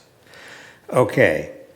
So my experience with reserve studies is that the company will go through and do their analysis of item by item, line by line, and this item has a 10-year replacement, and this one is 20 years, and this one is 4 years, or whatever, and they do a whole big chart, and they say, okay, based on their allocations, this is how much money we have, this is the shortfall, this is what we need, we have 11 years to get to be fully funded. So my question is, the reserve study, how much does it say we should be putting into reserves every year? Sure. So in everything you just got done saying, we obviously do here as well. So in the business plan from your previous year, we've shared all that information. So the current one is underway. We'll be done with it by the end of the week, but it wasn't available to be shared here. Every year, your specific question is how much do they recommend? They always come through and make a recommendation of a significant dollar. So for instance, last year, the reserve specialist was asking you to contribute $14.5 million. That was their request to get you to the funding balance. The board ultimately decided to contribute $12,950,000, so 13, so $1.5 million underfunding what the reserve specialists had told you to do. I would anticipate a similar scenario here. Even though you're seeing it increase by $12 per man or per month, or effectively $1 million, it's still going to be under what the reserve specialist is going to be recommending. But based upon the work that is being done by the various departments, the anticipated funding that we see going forward, as we showed on some of the subsequent slides, we feel that what you're contributing is adequate. Last year, again, forgive me for not being able to display this on screen, but from a funding perspective, anything less than 30% per the industry norms is designated as at risk for special assessment. And where are we now? So this year for 2025, you were at 26.7. So what we're anticipating for the 2026 business plan, so preliminary, you're at 29 point something, right? So we're still kind of working out the kinks, but you're just shy of 30, but effectively 30%. And I don't want anybody to be overly concerned that might be listening. You have substantial funds. You're a much bigger organization than an association that may have 200 homes, right? The fact that you have $25 to $30 million in available funds, you are not at risk of a special assessment. That way we're comfortable keeping you where you're at. So you'll see in the 30-year plan that here is the proposal to get you at a much higher balance. But whether you ultimately get there in 30 years may not be necessarily staff's recommendation. We're comfortable with you staying at 30%, which is where you're at approximately right now. Okay. Page 11 of 25, just as a point of information or question. The outside services, you got a number sitting there in the reserves of 12.2 million. What is that? So this is the dollar amount of what we anticipate spending in 2026. So On the reserves. out of the reserves, correct. So hang tight for 1 second.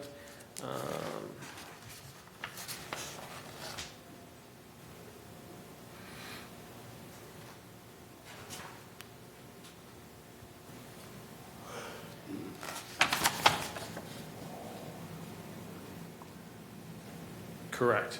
So forgive me. And the detail of that would be on attachment 5, if I'm not mistaken? Correct. Okay.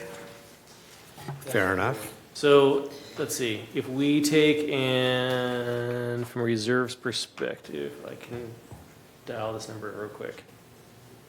I'll have Karina bring it up momentarily.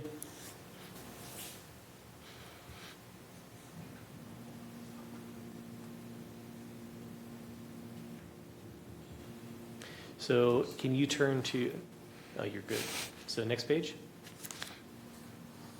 So if you look over to the right-hand side, you're going to see a header that says outside services. So you're going to see for M&C, there is $8.5 million coming out of M&C for outside services. And just below it, you're going to see for landscape services another 3.7. So you add up those two, you're going to get back to about the $12.2 million that we recorded on the previous slide. Okay. Since we're on this page, so M&C is happy with spending an extra $2.2 million over last year? When you say happy, I mean, these are at the directions of the committees and the I'm boards. asking M&C. Thank you. Okay, sorry. Because last year, 2025 budget was 10.4. The 2024 actuals, 10.7. Year before was 9. Year before was 7.6. And now M&C budget for this year is 12.6, which is a $2.2 million increase in expenditures. And we're happy with that? No. Well, that's good to know. But if I could point out, if I can point out though, just keeping things in line, if you look at history, the biggest component of that $2.2 billion is coming over from waistline remediation and underneath it as well as the water lines, so lines 36 and 37. In 24, we were spending 1.6 for waistline remediation, but in 25, we budgeted $1 million less. So we budgeted $500,000. So now they're asking to increase it by $1 million, which is still $1 million less than was originally requested in our version 1 budget. So it went from actually I want to say $3 million. It went from originally $3 million, and based upon the direction of this board and the committees, it was brought down to 1.5. Plus the million for, let's see, we got the waistline remediation, the water lines, copper pipe remediation. Yeah, these are all epoxy lining that we just talked And at this the is all the beginning stuff we're and all of- talking about, and this is all coming out of reserves. Correct. And that's what we talked about, that, how we're going to do this smarter rather than. I was supposed to be paying attention when you talked about that. Oh, you didn't?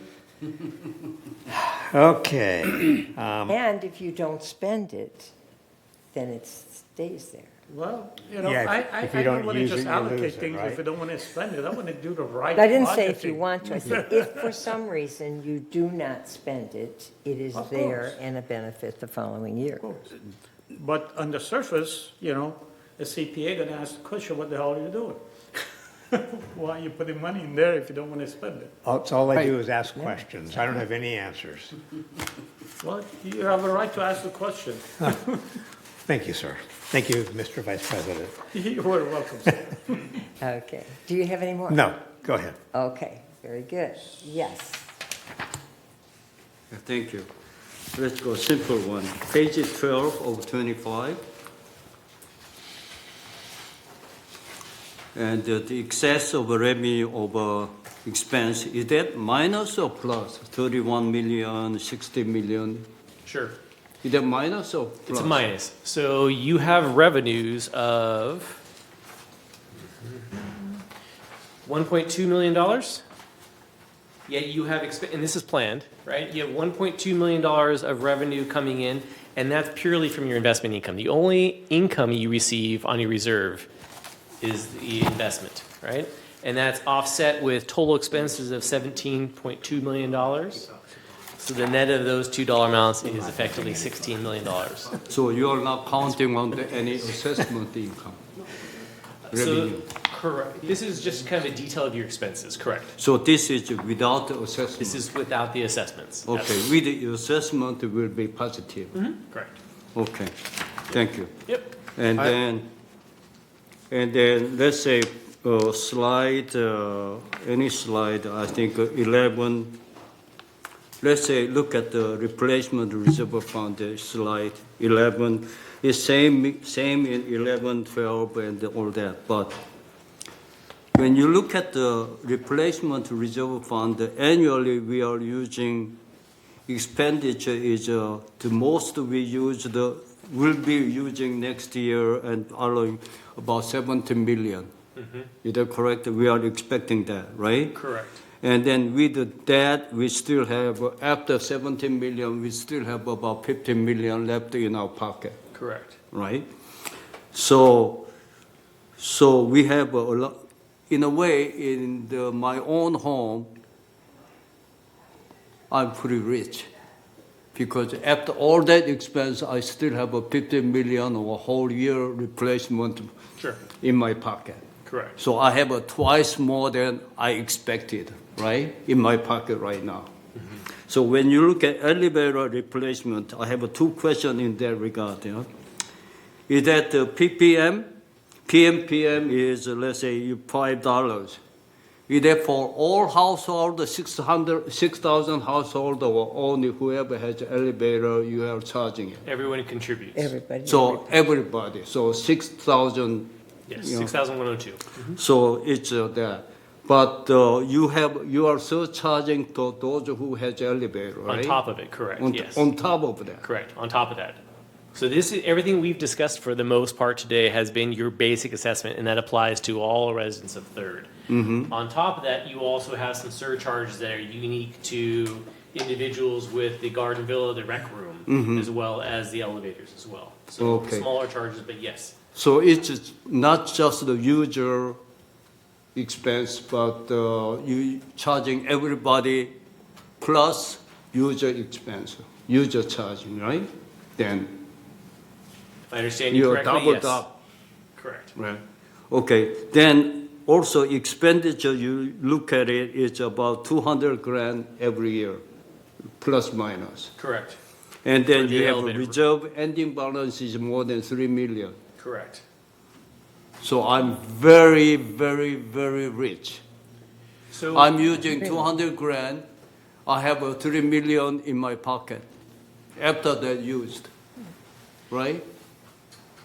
I don't know, I don't have a wife, so, but anyhow, so laundry expense is same thing, right? Correct. Same thing is you charging $1, $2, and then on top of that, you are using, whoever has your laundry, you are surcharging it, right?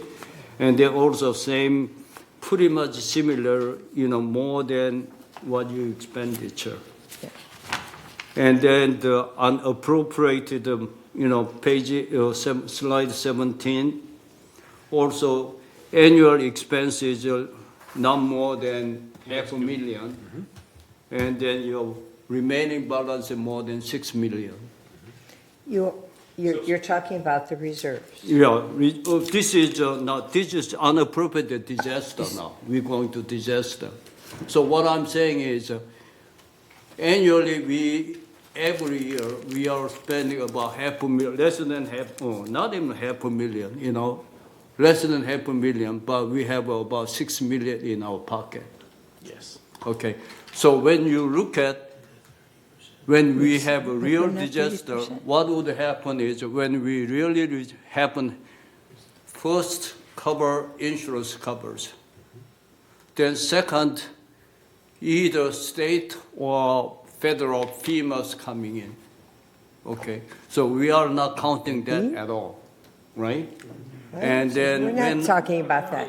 If there I was- think, though, we do have to remember, we also heard him say we are below what those people who do reserve studies say we should have. yeah. So, because we have to, we have Yeah, a I very large understand that, community but what that I'm needs to looking have at some the- money. FEMA doesn't come in here. And they don't, This is a private community. FEMA will not come in here. The whole area depend on how you disaster is declared. Okay, it's they declared, the federal government declared any area is a disaster, FEMA will come in. Okay, and so what I'm saying is basically disaster fund also we are using about 1.5 million annually last 10 years. And then we have a reserve in our, after that use, we have a pocket about $6 million. So I don't know how I'm gonna run my own household If it's my own household, I'm gonna expect using 1.5 million, and then after all that use, I still have more than 6 million in my pocket. So you're suggesting we be lower, even I don't know. lower Is now that, what than we I'm are? saying is that right way to run the business or household? So if I can address your first comments with regards to the reserves. So when you look at them individually, the replacement, the elevator, and the laundry, I would agree that the elevator fund may look rich, the fact that we spend on average $250,000, but we have a $3 billion balance. But when you add up all three together, which is effectively one reserve fund, your outside expert is telling you that you do not have enough sufficient money. funding compared to your peers, right? So arguably, you're right. So arguably, we should take funding from one fund and one reserve fund and move it to another reserve fund. But we don't need to do that at this time. So the funding is in place. You have adequate funding in each that we're comfortable with. I don't think any changes need to be taken.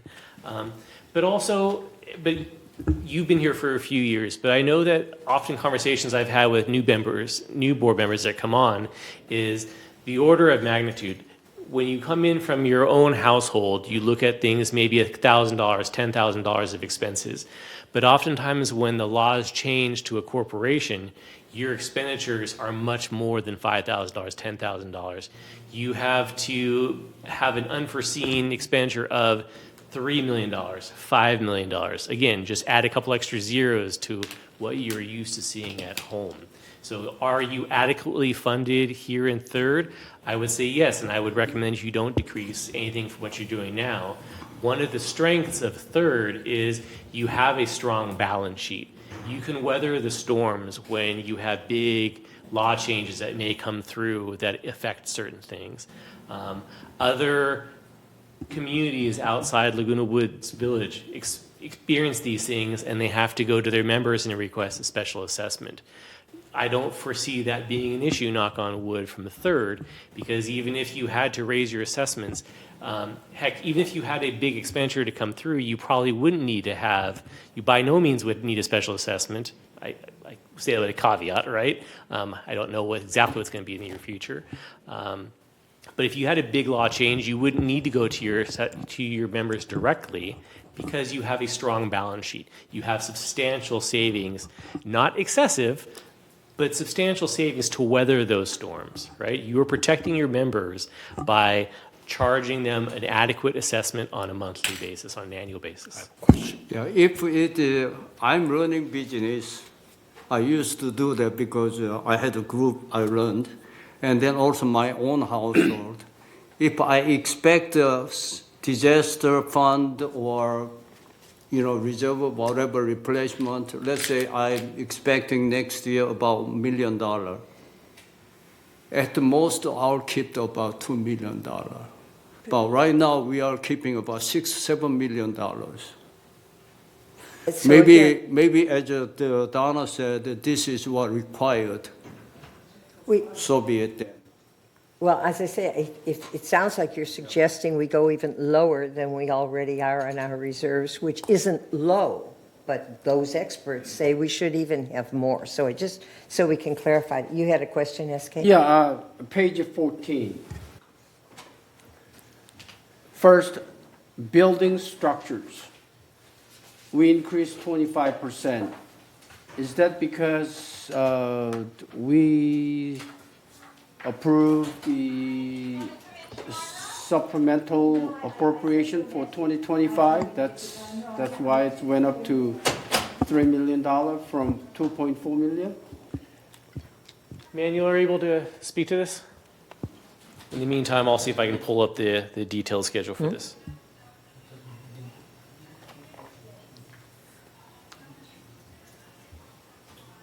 Thank you. While Steve pulls up if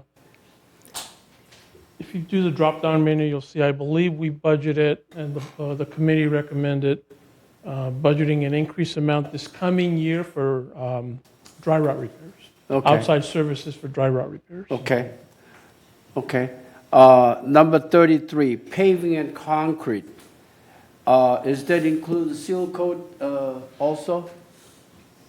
Yes. Okay, I have further questions.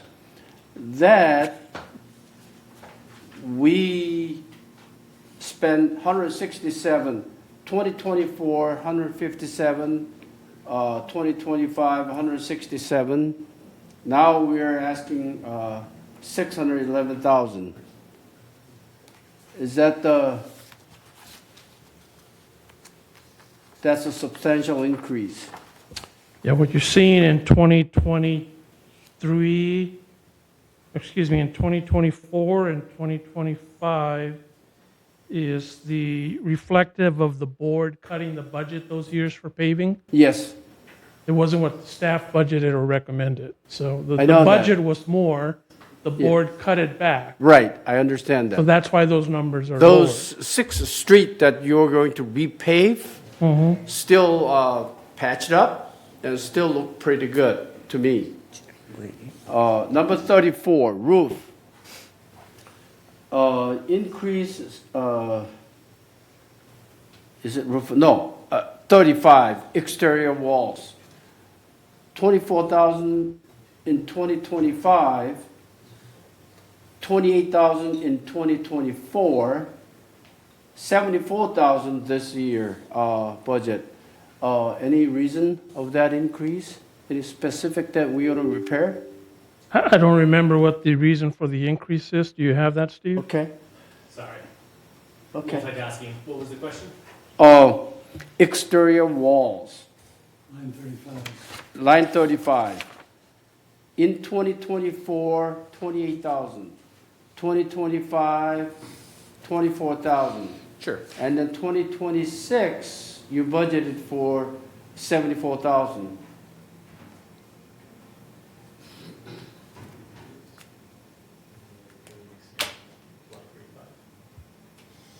Oh, you don't have to answer that today, but you can Yeah. submit Well, it was later. in our original presentation on the budget. I just don't have that information. I don't know if you I don't have it think or we not. went through this detail at that time. Oh, we either. did, but I don't remember off the top of my head what it Okay. was. So it appears that we have increased funding for Shepherd's Crook. Oh, that's a Shepherd's Crook, okay. Thank you, Steve. So previous boards had done away with the Shepherd's Crook. Right. And in 2026, we added $50,000 specific to that project. Okay, that's fine. Now, 36, waistline remediation, 1.5, we cut the budget to 2025, 500,000. In fact, we decreased that $1 million last year. We went back to 1.5. Is that what you're proposing for? That's our recommendation, yes. Recommendation. So, and the same thing goes true with the water line from 500,000 to $1 million. Correct. That's what staff's recommending. Okay, yeah, okay, so And we're eliminating the 700,000 that you had on the next slide okay, to offset that. okay. And also, laundry appliances, 41, 164,000 in 2024. Now we're asking 2026, almost $200,000. I thought laundry machine issue's been resolved, so we don't need as many laundry machine replacement. Since last year, we changed from Maytag to Speed Queen. Correct. Yeah, so I'm wondering why it's higher compared to last year, that much. It's just simply inflation, or? I'd have to look into it deeper. I can't tell you right now what it was. Sure. So, I mean, you can see here, again, kind of small, but there you go. Thank you, Karina. So scroll down a little bit. So you're looking at $162,000 was spent in 2024, $116,000 is budgeted, and then we're anticipating materials. I believe, based on recollection, it had to do with materials, the costs anticipating going up. Yeah, material means maybe machine. Correct. Yeah. So maybe the volume is not as high, but the cost of the equipment is higher. The- You know? I believe the speed, we changed it from Maytag to Speed Queen. Sure. I don't see that much increase on 1 year period. I'd have to look into it deeper. I don't have that level Yeah. of detail here. So, you know me well. I'm not gonna dwell, I'm not gonna let it go. I'm gonna find out what cause of these so high. Yeah, I'm sure we have the information, we just don't have it here Yes, today. please. Okay, yeah. Please. But as a reminder, again, these are expenditures. What you're doing as part of the budget is setting aside money, right? Ultimately, when it comes to, I especially from the understand. reserve I perspective. understand, I understand, I understand. But once you budget it, you try to spend that much money, period. Thank you. Yes, Raisin. Yeah, I'm going to go back to the wastewater remediation and the copper line remediation. Can you shed some light on 2025 when we had 500,000 in each? Do we have, Director Gomez, what kind of problem we faced when we had 500,000 that now we have to go to 1.5 million? That's a good question. No, I know. I'm going to see if the 500,000 that we did 2025 was insufficient and why that we now proposing to go to the, reserve for 1.5 million and $1 million. How we can justify that from 2025 to 20. I understand that in 2024 we do that and we did couple line, the lining, and we decided to do different. And from 2025 to 2026, what happened in 2025 with the 500,000 in each that justified we go to 1 million and 1.5 million in 2026? The 500,000 that was allocated in 2025 was sufficient to reline 3 buildings. We had planned to do 6 or 8, but with the reduced budget, we were only able to do 3. Yeah, So the if- one that if- we didn't do reline, we have problem? Yes. So all we're doing is deferring that to a future year. So the longer you defer, the more problems you're going to have. So What as a kind of problem? reminder, I haven't the way heard we- any problem with it, with the. the way we identify the buildings that are targeted for relining is based on the number of stoppages that we have experienced at that building. So those that have a high number of problems, instead of just continuing to go back and cleaning it out and going back again and making repairs, we're recommending those for lining. And so you received an email over the weekend from somebody upset that their building was supposed to be lined and now is getting postponed.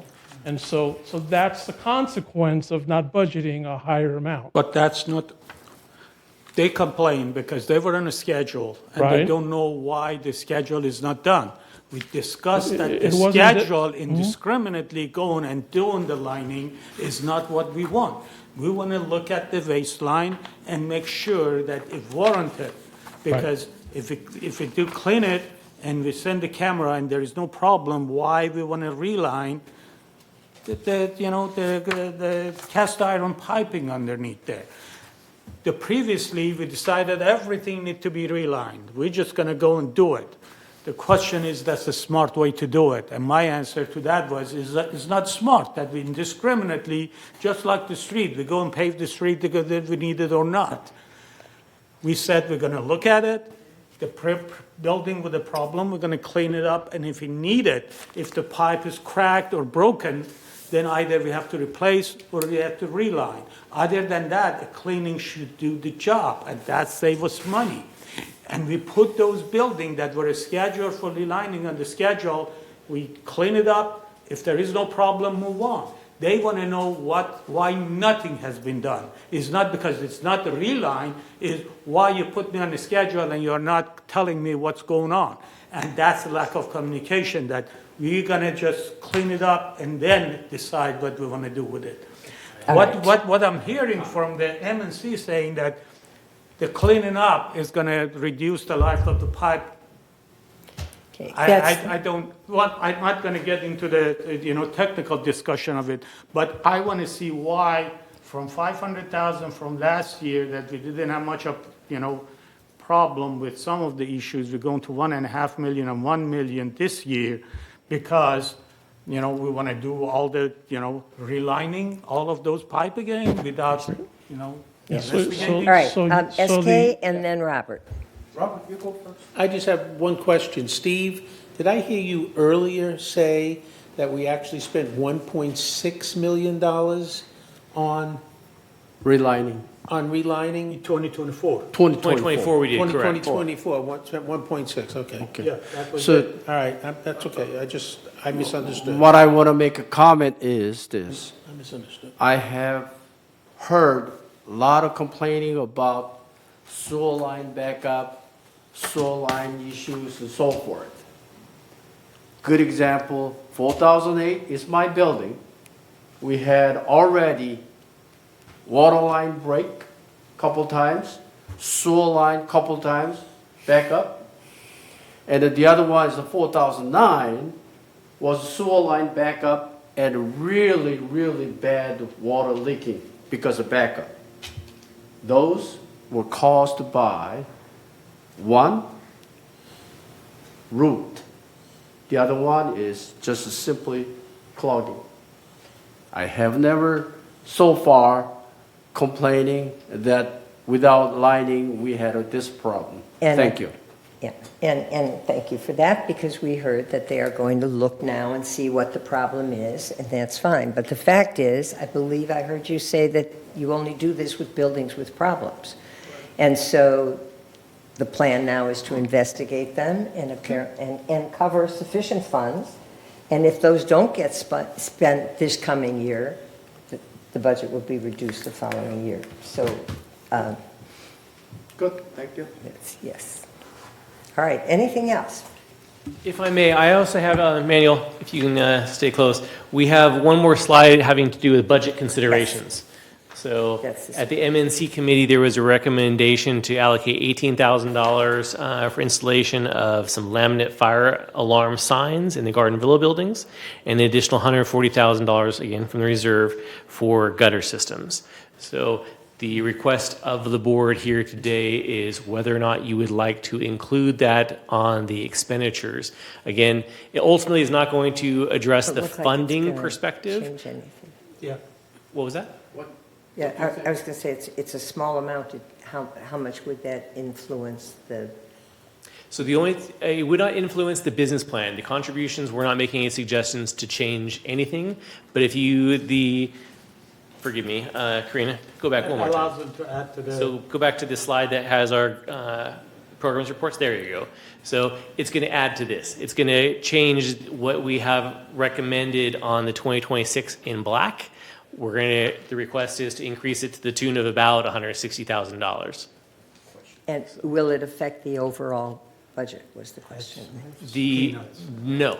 I'm saying it looked very small. That's why I was wondering why we had to deal with it today. Can we go back to slides? We can go anywhere you'd like. Yeah, right there. But please, I'm sorry, but from a direction perspective, before we make any changes to the budget, we're looking for direction from the board. So the MNC made a recommendation to include these dollar amounts, Yes. but we're looking for the board at this point definitely to opine Is one way or this, the let other. me ask, we have a board meeting tomorrow. Is that something more appropriate to give the direction I then or think not? this is the. This is very this is small the- amount of money, Yeah, but, this is the, but, you know, And- the finance, and you can go ahead and add it. and I was to the going to say budget. that for This is those, for the next year's budget. yeah, for those listening, because of our responsibility financially, every single member of the Third Mutual Board is a member of the Finance Committee. Yeah. Is this just metal laminate sign? Yes, this is Just fine. It's a sign, that's pennies. Correct, for the 18,000, correct. I'll go ahead and move that we Okay. approve both of these items added to the budget. Right, I concur with it. You second? Okay. I have one question, Mr. Gomez, what about the railing? Because that was another item that you want to look at I and thought see if that was that's going to be added also. The That what? was the answer, the Railing for railing? the third, for the three-story building. Yeah, but I thought The that board was. already allocated a budget for that in So we are 2025, good? so you've already budgeted for that. Okay, thank you. Okay, Then you would so if we can move go that back to the second. motion? You've moved the second. Move? Okay, could you just repeat it? There was, I move that we allocate $18,000 from the reserve fund for installation of 729 metal laminate fire alarm signs at Garden Villa buildings and allocate $140,000 from the reserve fund for the replacement of existing gutter systems at 10 Garden Villa buildings. Very good. And it was seconded. All right. Is there any other discussion? No. One question. Where in the reserve fund is it being taken out of? At the corner of the reserve fund. Well, Are you referring to? Go back the to this. 18 and the 140, we're going to allocate it out.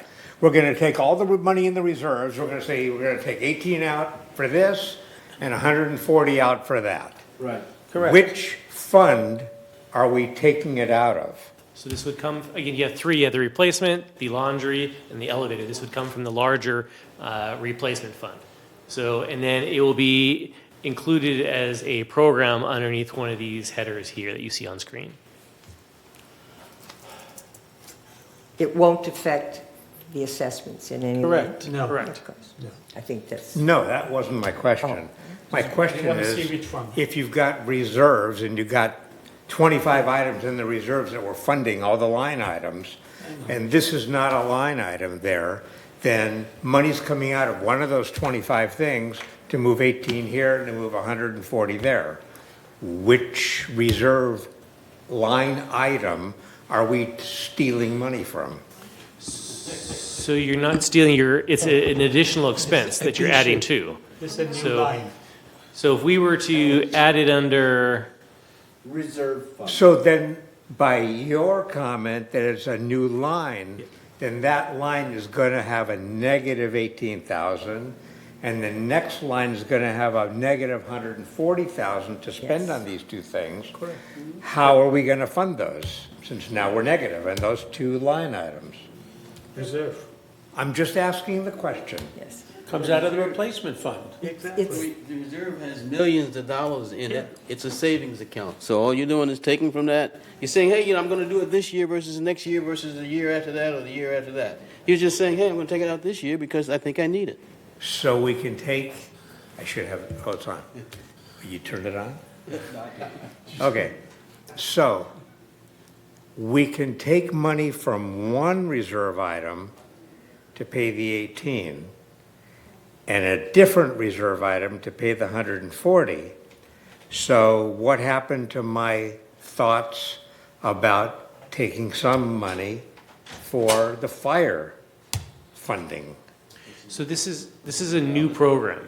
These signs are new. You're not taking it, you're not reducing funding for epoxy lining to fund these. This is just an additional expenditure. So previously, I believe it was Director Moon who raised the question about there being $16 million being spent. Now it's going to be 16.2 in 2026. But my point is that you have 16 million in the reserves, but all that 16 million is spoken for, according to the way reserves are supposed to be run. no, No. no. What do you mean, no? No. If I put money into reserves for the roof, that's reserve money for the roof. And I can't use that money because we're short on reserve funds for landscaping. It's the money in the reserves, line by line by line, is, and it's in the reserve study, So- is line by line, it's specific for that item. And you can't take money from line 3 and move it to line 11. Okay, Jim? if Yeah, I mean, Jim has the answer, so that's. Yeah, I see your point, except that a reserve study is a 30-year study. Perhaps the Doesn't have a first disc. 2 or 3 or maybe even 5 years can be more detailed plan, but after that, it's all estimates. So I do get your point that you've got to take, rob Peter to pay Paul, so to speak, but you don't know whether it's Peter or Paul or just not robbing anybody at all because there's some changes in process in year 10. So my point is, I think we're trying to be too exact with $150,000 taking out of the reserve, which is a 30-year fund, which is we're contributing to every single year to make it adequate according to reserve standards. What's that, the 30%? Yeah. Okay, and so that's what we're doing.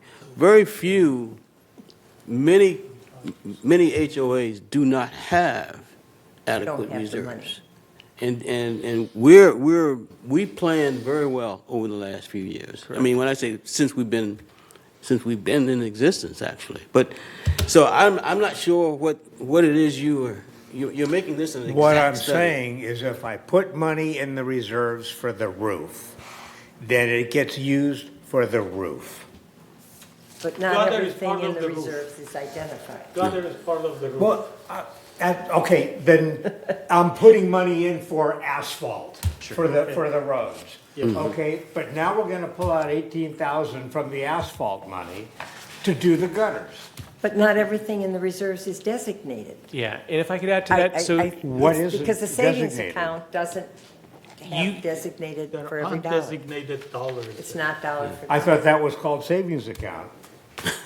if I may, so you contribute a certain dollar amount to your reserves on an annual basis, Right. right? So, 12, and 13 million. while from a budgetary perspective, we have them delineated based upon building structures, electrical, landscaping, so on and so forth. All that money is going into a pool that the board here is deciding how to spend that money. In 2 months from now, if the board comes through and says, I want to change how those contributions are. I want to, rather than spending $3.1 million on building structures, I only want to spend $2 million. The board has that authority as long as the board approves it. It's not, once you put that money into the roofs, that is untouchable for roofs. We contribute money to operating and reserves. To your point, that once you put money into those two funds, you shouldn't be bouncing back and forth. But the Which money is that, what we're doing. No. So operating and reserve. So, but once that money is in reserve, you can spend it how the board directs that money to be spent. So if you want to spend additional $160,000 on gutters, you have that authority to do so.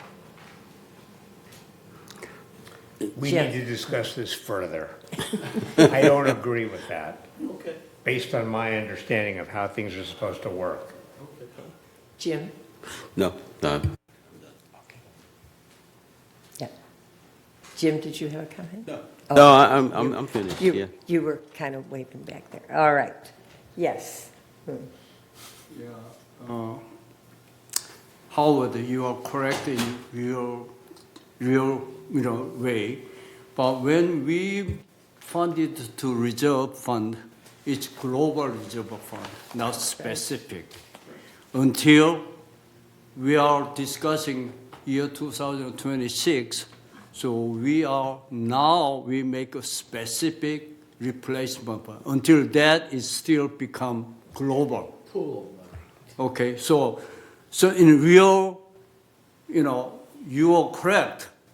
Each reserve, we have to tag it, but we don't tag it until next year, following year. Okay. Robert? I understand all of this, but can we speak to the motion that's on the floor?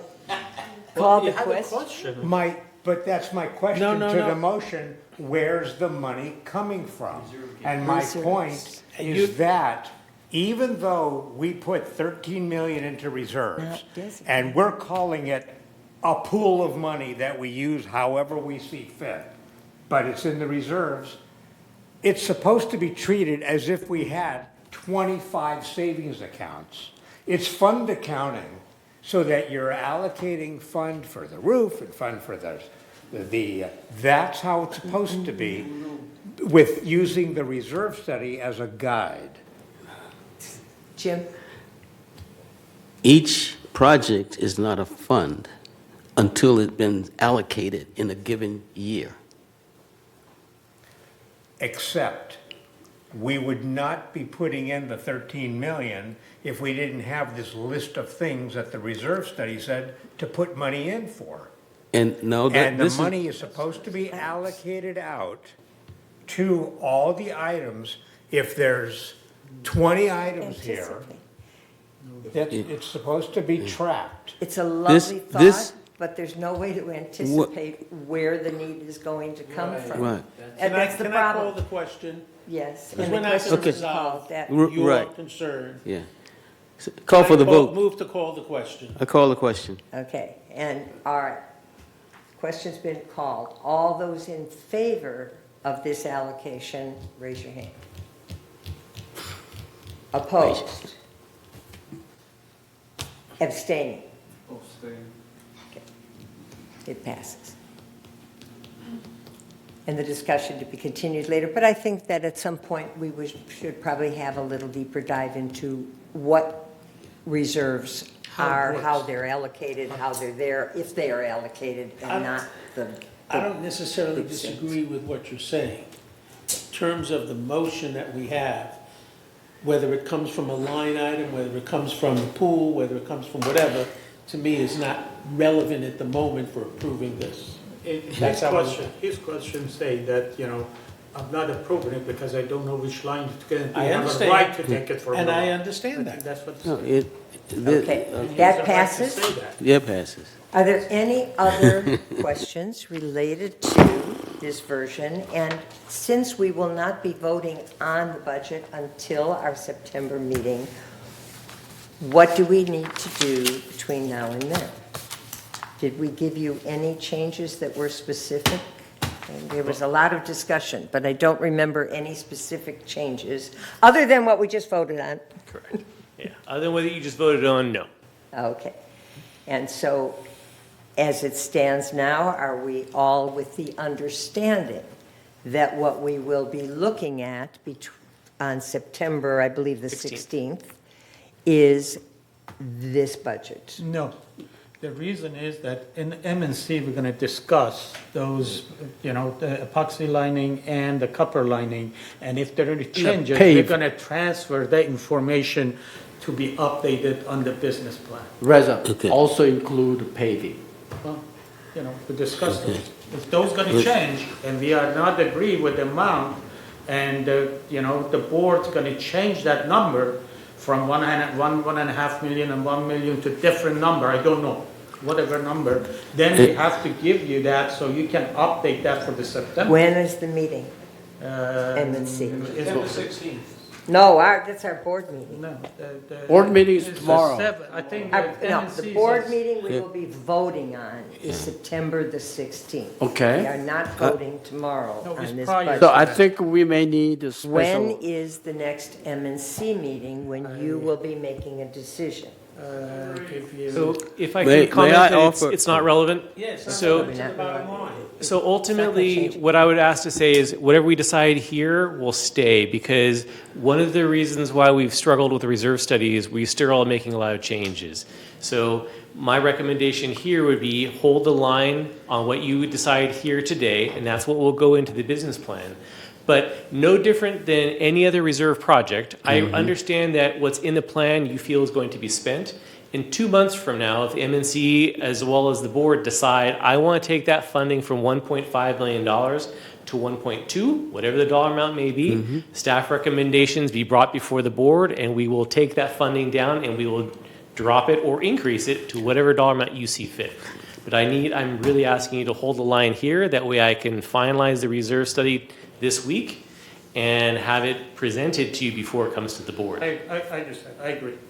Okay? Because you were the. I don't There- understand. No, because Why it he has doesn't to. impact, what you're It has no concerned with impact. is that if we change that, it's gonna impact the assessment, it won't. It won't. Not, there will be It will no. not. Does not It's change out the of assessment. reserve. We can control the reserve through the year even. Which is why Even we if you have approve enough it funds through in the year, reserve. You can say, I'm not gonna spend this much money, or I can. That's right. But, so, it's not gonna impact the assessment, that's why I agree. Okay. And the MNC was the decided. Is there any objection? No, Should- moving I'd like forward. to see the impact on the PMPM.